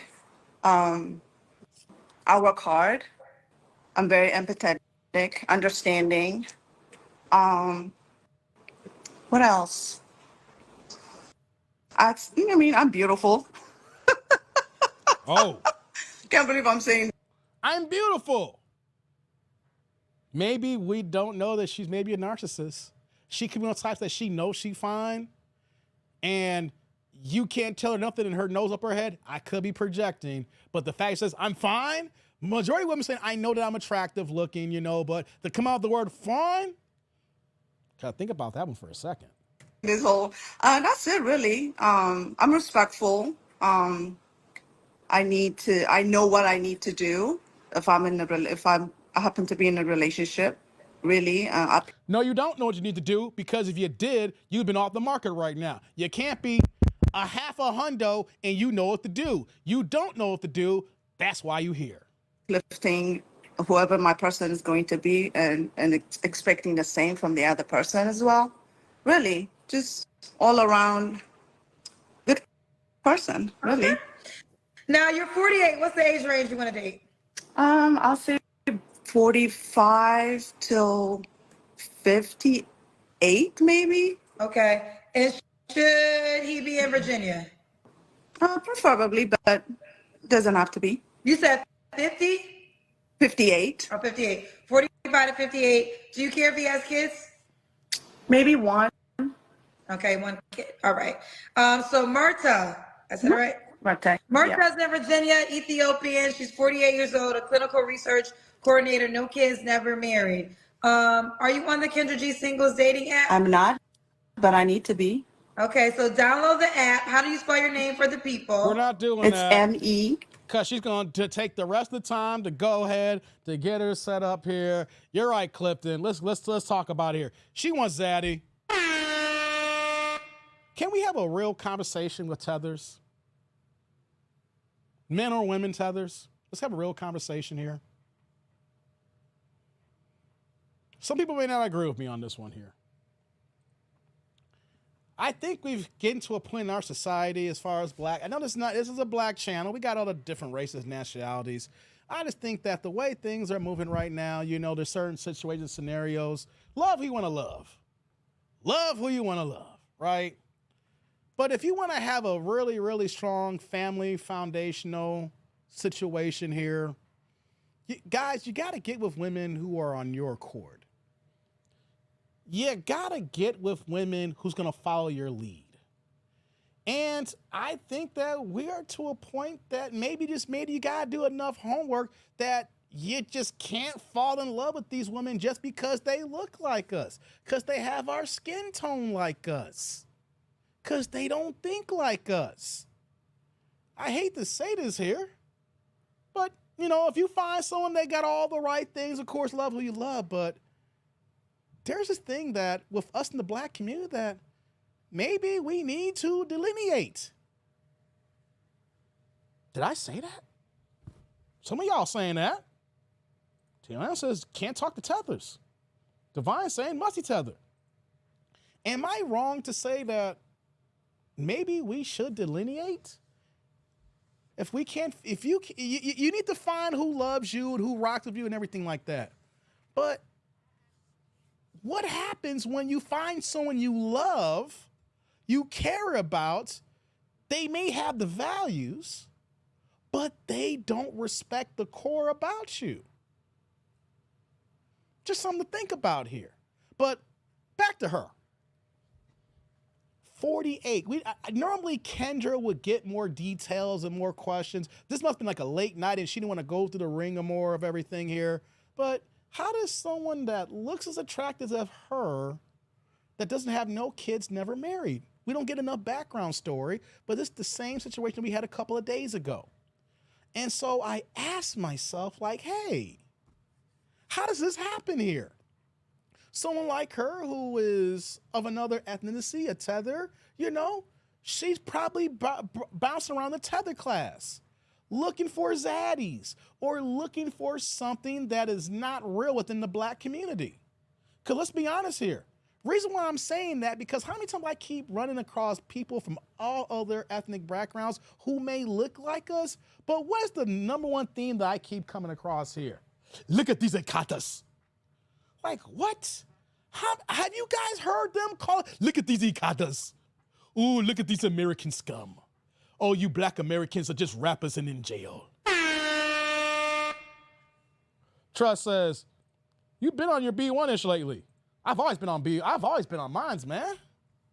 I've always been on mine. It's just when you learn the YouTube game and sometimes you kind of tiptoe on certain talking points. Not like Cam Newton. I'm talking about when I talk, I'm just not trying to get myself, on the, not getting my channel demonetized. You know what I'm saying? But yeah, exactly. That's what I'm talking about. Yeah, she's not an FBA.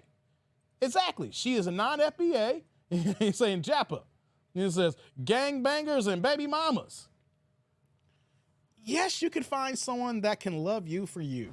Yes, you can find someone that you have a connection and there's chemistry, and in that bedroom, you're like, oh, wait, right? She get in that bedroom, it's like, oh, wait. But, we got the election coming up. And we have so many people out of powers that be have made black people look stupid as sin. We got so many of our people following the wrong things here. We're being told lies and being told that they're truths. Hell, they even said that Kamala was black and she came on Club Shay Shay. We got to end this shit right now, right? With Kamala, as I'm getting to this video. I'm finishing off here, right? She literally said in so many words that she was not black, but she had the family of love, but not the black family of blood. We are allowed to be sold a bag of lies. We are allowed people to lie in our face. We are allowing people to think they're for us, that thinking they love us, when in actuality, they care about themselves, and they really don't care if the downfall happens to black people.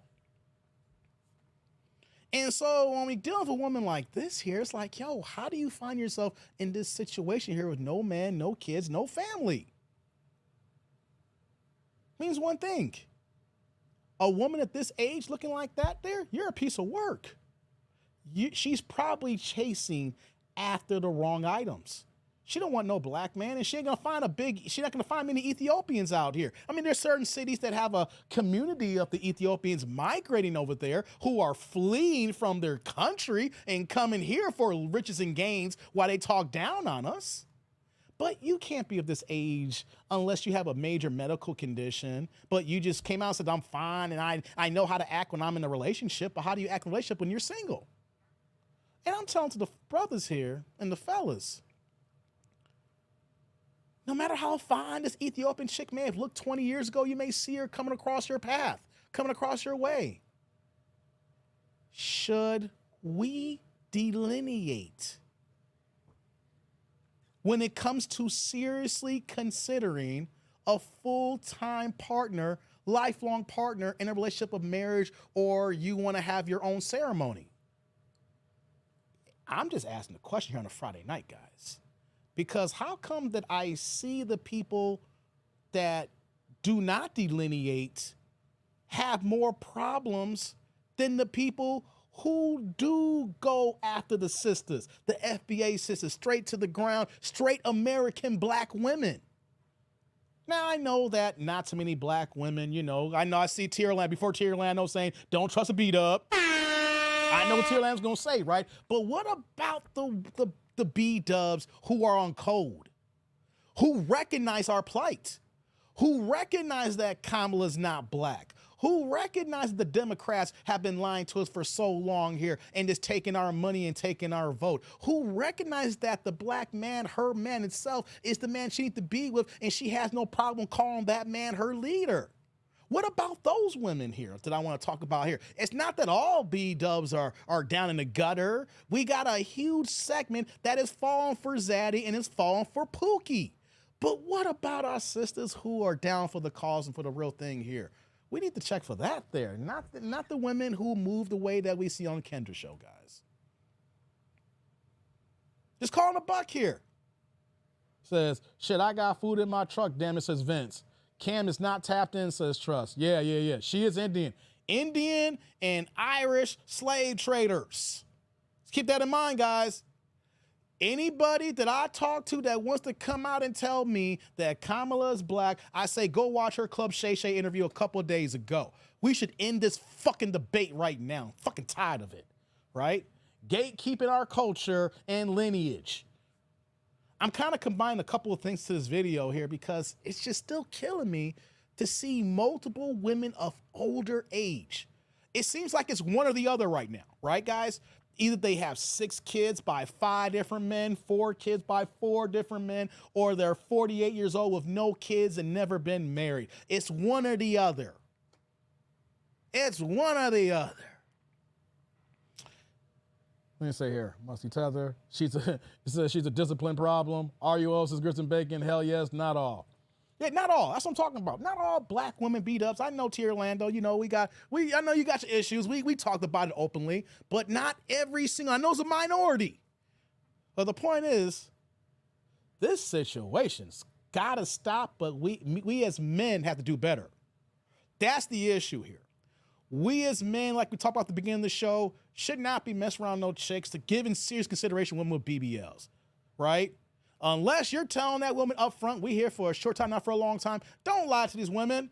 Let them know that she's a plaything. Let you know we just kicking it. Don't give her any thoughts in the head that you are giving her some long-term potential here, right? Because if you're not giving her long-term potential, then you're lying to these women. And if you're lying to these women, then these women are going to believe something, and then when it really goes bad and hit the fan, then you got to deal with all kinds of headaches that you shouldn't have to deal with here. Be front, be open, and put on the table here, right? But I'm telling to the fellas here is that don't mess no woman no BBL or getting all kinds of plastic surgery, right? Because they got mental issues, and they're trying to correct things that can be corrected with decent health, water, eating properly, and working out, and having patience to take time instead of taking the shortcuts here, right? Or the women who got 6 kids by multiple men here and then want to be in a positive situation adding other dudes here, right? When she is not even in shape looking like she do here, right? Choosing slow, retarded, zesty dudes here. And then we got women here who just cannot lock anybody down because for whatever reason is, they're probably just a goddamn piece of work.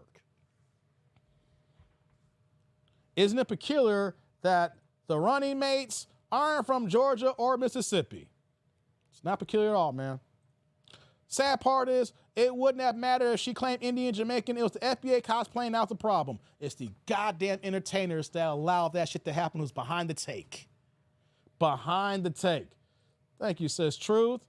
Okay. BBW pussy breeder. All right. I'll pick her. That's it. What do you mean you a picker, Vince? What do you mean you pick her?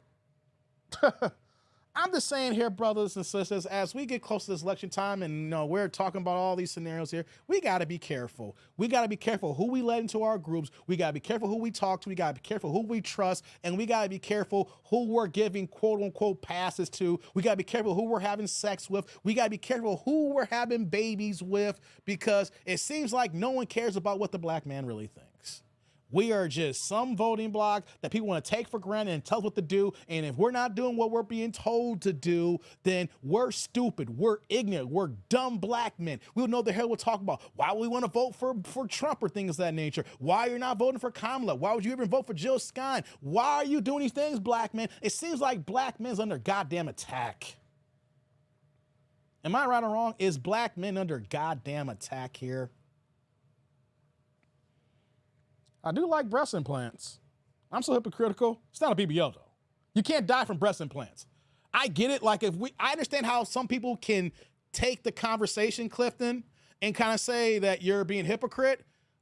The thing with BBL is that your ass can die. That's my biggest thing. The after effect is that you don't die and you live. Then the result is how you look. My issue is, we may not even see how you look because you might die. Look at DC Young Fly's baby mama. DC Young Fly, the comedian. Look what his baby mama did. She went and tried to get a BBL and she died on the damn table. Died, and they had young kids together. They weren't married, but they were together. They had like 2 or 3 kids together. At least they were together, so he got full custody of his kids. He's raising his kids on his own now. But do you think that it's cool for a grown-ass man to be a single dad when she already got a valuable man who's a smart comedian, who's a funny-ass man, who's built this brand up with I forgot the name of their podcast. Damn it, with the DC Young Fly, with I can't think of the other two brothers right now. But you had a man. You are cute and attractive. She had several kids, so of course she gained some weight. And instead of doing the right thing by getting to the gym and working out, she went and tried to go get a BBL and died in the goddamn operating table. Same thing, exactly. The same thing with Kanye's mother, going to South America for a procedure and dying on the operating table. Why is it that we're only hearing about our sisters doing this here? How come you don't see the majority of white women BBLs here? How come you don't see the majority of Puerto Rican women with BBLs here? How come you don't see the majority of Mexican women with BBLs here? How come you don't see Asian women with BBLs here? All we see is black women with BBLs. And going through all these surgeries here. And then they get the surgery, and then women say, well, these women get all the guys because they're getting sex down. And then these women get the extra attention, they're getting the sex, but they're not getting relationships. And then they get to their 30s and 40s, and then they got these bodies that look fucked up because they didn't take care of themselves, and they're still fucking single. Don't you understand what we're seeing here? Just the total attack on the black culture and the black family? Got women thinking they need to look good by having this procedure they can die from. If you don't die, you're gonna look like this then. And then then the women are saying, well, these are what the men want. These are only what the men are having sex with. The decay, the breakdown of the black man, the black woman. It's ridiculous, guys. Clifton says, feel like I'm under attack being talked down at, and it's getting old. We've been talked down to us since we were kids, Clifton.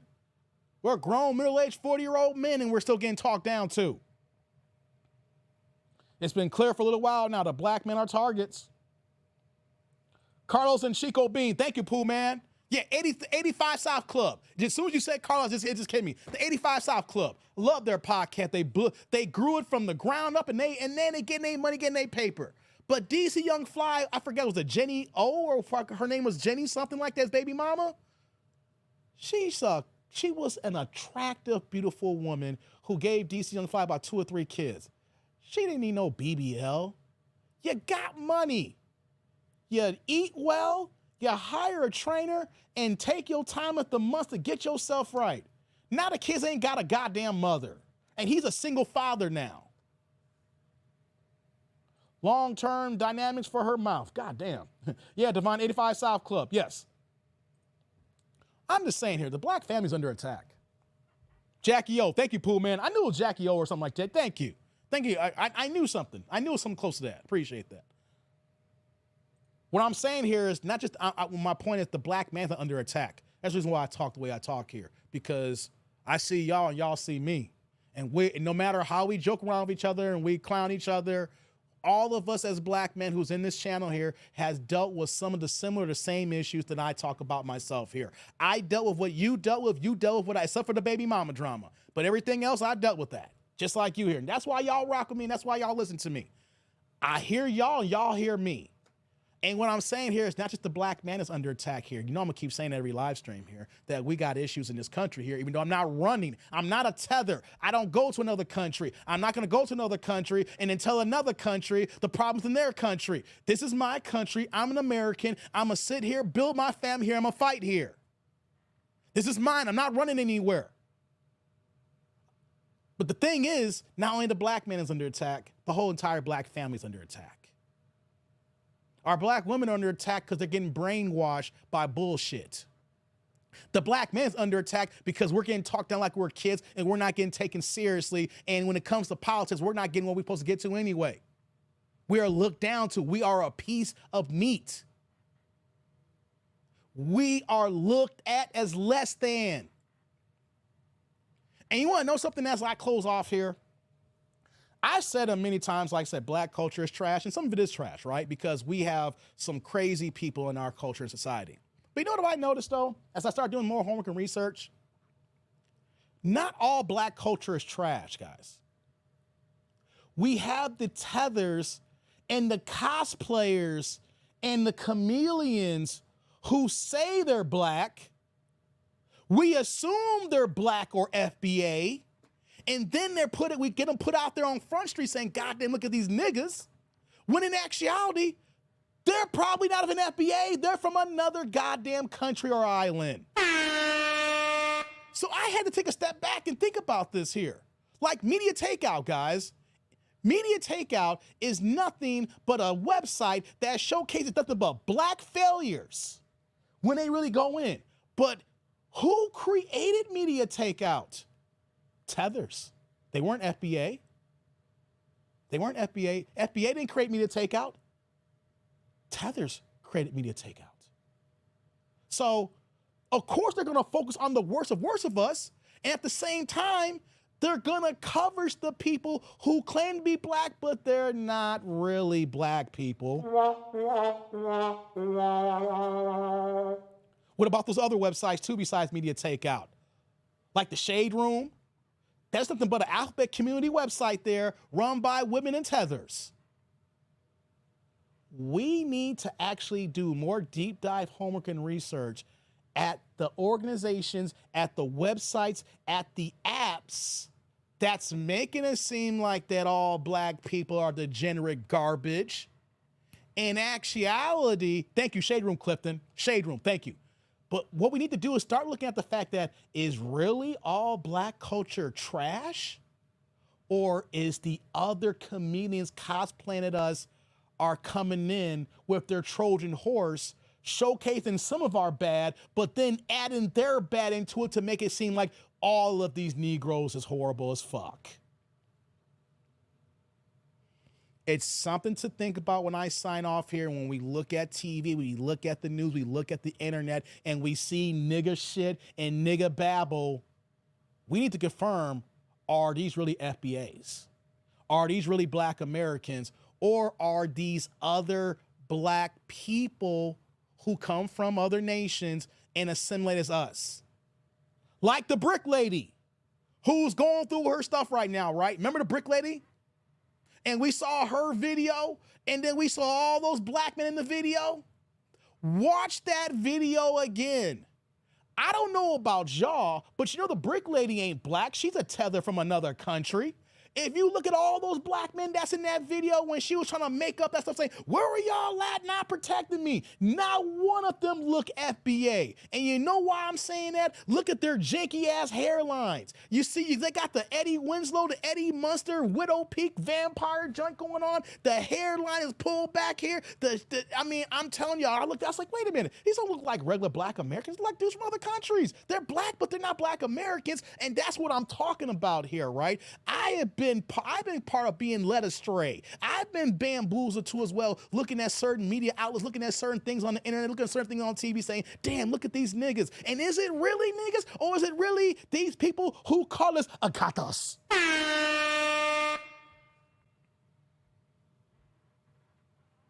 Thank you, Clifton. Yep. Shade Room, World Star 2. Shade Room wasn't created by FBAs.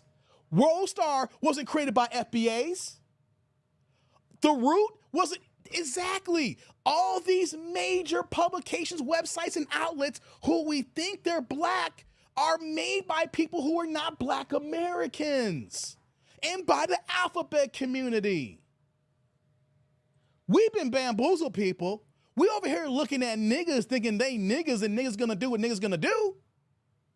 When in actuality, these are other cultures who assimilate as us and then say all the bad things as us, then why they claim that's not them.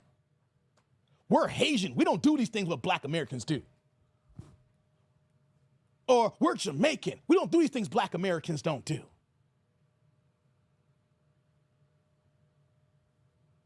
We're Canadians. We're black Canadians. We don't do what these black Americans don't do. Et cetera, et cetera, et cetera. What are they in their birth certificate? Exactly, Vince. All those people were non-FBA. Exactly. That brick tether. Exactly. There was a shooting in Orlando, and I bet the guy was non-FBA, more like Haitian or Jamaican. Exactly. Tethers are the enemy within. Exactly, Divine. Now, I don't want people who are out there from other nationalities thinking that we're jumping them against them. All we want from y'all is y'all support. The problem is that the tethers come in and then talk like they've been here their entire lives long, their ancestors been here their entire lives, and they want to give us criticism when y'all flee from y'all area. How the hell are you going to flee here and then try to give us advice? That's why I say, as I close off here, guys, I need everybody to actually take a second guess look at what we think is black culture. Yes, there's bad shit here. I ain't gonna front. Yeah, there's bad stuff here within our own. Yes. But who has really exacerbated that? And who is really for us? And we should not be quick to demonize our own until we can actually recognize, are these people really FBA, or are these tethers Trojan horses in disguise? Because for so long, I was calling out niggas when in actuality, I was like, yo, you ain't, wait a minute. You from here and then you moved here. You weren't born here. Your parents weren't born here. Your grandparents weren't born here. Your great-great-grandparents weren't born here. Your cousins ain't here. Aunts and uncles ain't here. They're from somewhere else. So as I close out, guys, black culture ain't all trash. I've said that before. I got to take that back. I apologize. We got our issues in the community, but we're not trash. The people infiltrating us is the trash, and then got the whole world to see us that way. We need to put our foot down right now. We got to stop that shit right now.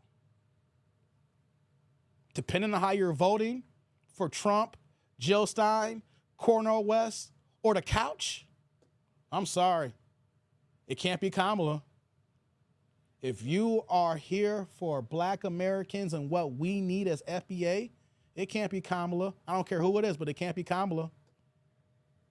It can't be her. It can't be her letting all these illegals coming into the country and create a whole new voting block, taking our tax dollars and give it to them so that they can get the leg up. And then 5-10 years later, these tethers say, I came to this country with $3 in my pocket. What's going on with you lazy ass niggas?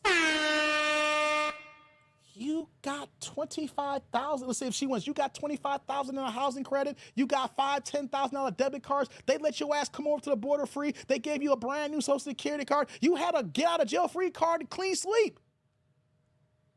And got the audacity to tell us we came here with $3 and why are you so goddamn lazy?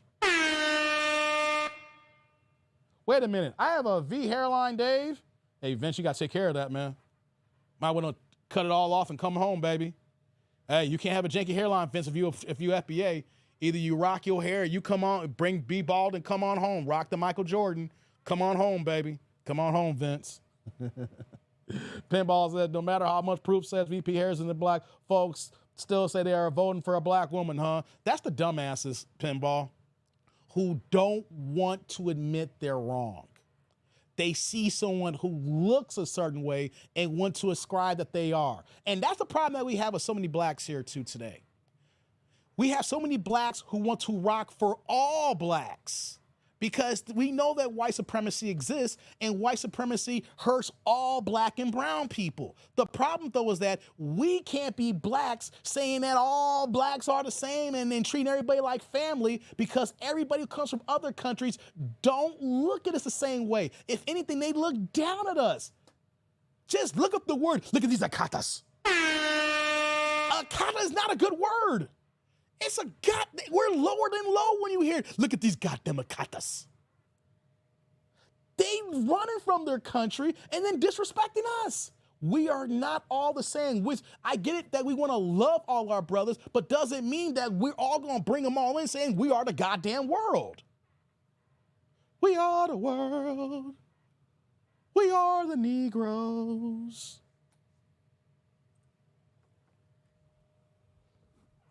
So I'm going to get out of here, guys. As I'm closing out, just remember, we do got problems in our community. We do got issues with our black women. We got issues with relationships. We got issues with marriage. We got issues with our kids. Yes, we do. I'm not ignoring that. But we need to open our eyes. We need to pay close attention to the ones who are purposely trying to destroy our culture, destroy our name, destroy what we have here. But in the face, they're saying they're one of us. We got to end that bullshit. They are not one of us if they are dogging us. Just because they look like us doesn't mean they are us. Doesn't mean that. We can't let everybody in. Unfortunately, some of these niggas got to stay at the door. Clifton says the Democrats were tougher on immigration and let's focus on abortions and trans and bathrooms and sports. They would win easily. Hell yeah, they would. Hell yeah, they would. But the problem is Democrats don't give a damn about us, Clifton. They never have. Think about it. The origins of the Democratic Party started within the KKK. You cannot have that kind of genesis and think you're going to get away from it. The KKK originated from the Democratic Party. You cannot walk away from that. The history, the things and ideologies that the KKK believe is still in heart today. Just because some of them put a smile on their face when they see the blacks and browns, when they turn their back, they're calling us niggas and everything else under the sun. And the difference between the Democrats and the Republicans here is don't look at the Republicans for what they say that's racist. Look at what the Democratic policies that prove that they're racist toward us. That's the difference. And what we're seeing when we talk about, oh, you're voting for Trump or you're Republican or you're Democrat. The difference is whether you vote for Trump or not, you sit on the couch. One thing we know from January of 2017 to January 2021, there was no policies that impacted FBAs. But you want to know something? Since January of 2021 till now, what if the Democrats have done? Look at their policies. The immigration that has sent billions to people who are not in here, that is our tax dollars that we have put in, that they're doing here. We are paying for wars that we didn't sign up for. They can say, I don't care about the person who calls me nigga in my face. I'm worried about the motherfucking cop who may not say nigga, but beat the shit out of me and already got a goddamn immunity. Got the all day say, well, Trump get in office, these police gonna have him immunity. The police already got immunity. The police been had immunity. When we had all the riots and protests from January of 2009, from January of 2017, when we technically had a black man as president, how many black folks were still getting gunned down in the streets? How many black folks were getting locked up on disproportionate rates to our white members here? How many black folks were just getting gunned down in general, trying to fight the battles of police brutality? And then people want to talk to us saying that the police gonna have immunity. They been had immunity. Look at goddamn Trayvon Martin. As soon as the white supremacy knew that Barack Obama wasn't going to do shit to stop that shit, that's when we had all the bullshit going on for 8 years, because they knew they had a president who was going to keep moving like all the other presidents, whether they were black or white. We're still moving the same way, boys. Let's keep it going.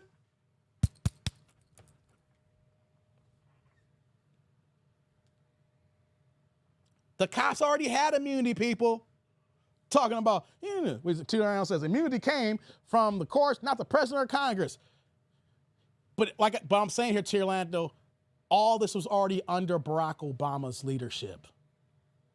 We had technically a black man as president, and Negroes were still getting gunned down with cops of immunity here. So why are you trying to fearmonger us with Mr. Bad White Man with that here when it's already here? People want to keep saying Project 2025. What about Project 2024? What about Project 20? What about Project 2015? What about Project 2005? What about Project 1985? You keep talking about Project 25. We've been under Project hashtag since forever.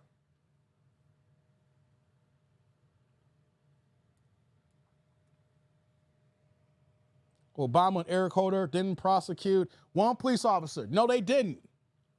They didn't prosecute not one police officer. But then y'all want to get big and bad about Biden here. You know what? Kamala Harris is the current VP right now. Sonia Massey just got shot up a few months ago. How come no one ain't talking about immunity right now? How come no one ain't got the outrage from the police right now? When we saw that sister get blown up in her own goddamn apartment where Kamala Harris is the current VP and her boss is only one guy higher than Joe Biden who could have done something at least, some legislative after, at least a talk, a speech, a rally, give me something. And y'all just going ahead and miss that? Keep talking about he gonna have immunity. What the fuck did Kamala Harris do with Sonia Massey? Not a goddamn thing. What did Joe Biden do? Not a goddamn thing. And if we want to talk about real immunity and the powers of being white supremacy, that is Joe goddamn Biden. His goddamn mentor who just passed away was a card-carrying member of the KKK. That's a fact, people. Look that up. Joe Biden's mentor, who passed away not too long ago, was a card-carrying member of the KKK. Our current president, who never denounced that man, who said that was his best friend, who said that was his ally, who said that was his mentor for decades, was a card-carrying KKK member, and this man is president of the United States. And y'all gonna tell me some bullshit about Kamala Harris? It's gonna change what's going on when she's sitting next to the man of white supremacy herself.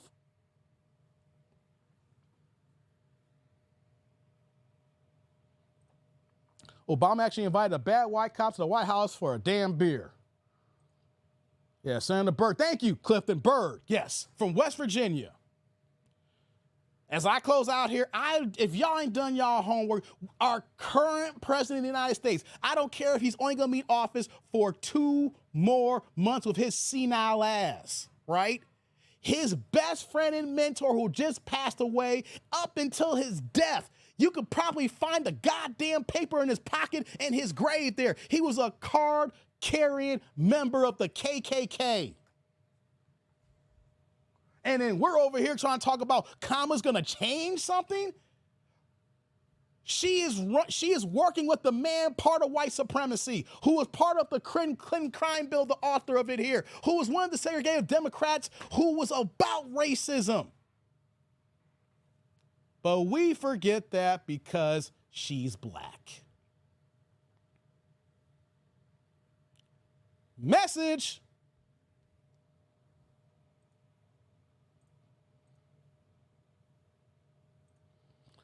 Many people in power are. Exactly, man.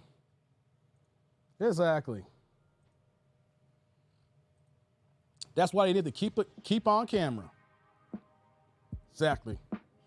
All right, guys, let me get out of here. It's Friday night. It's 8:24 my time. I'm kind of hungry. I need some dinner. I appreciate y'all checking me out. I appreciate y'all listening to me. I know I had a little ranty in there. I'm just tired, family. I am really, really tired.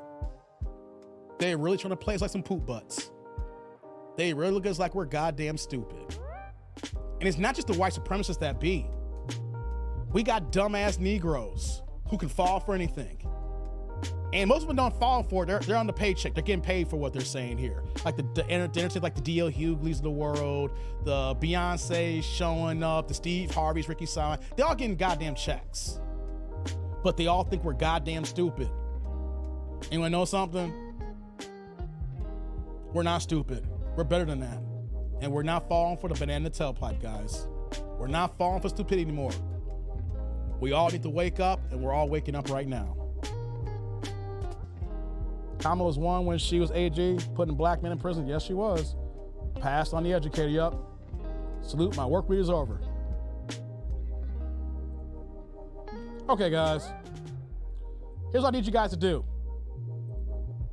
I need you guys to like, comment, subscribe, and click on that bell notification below.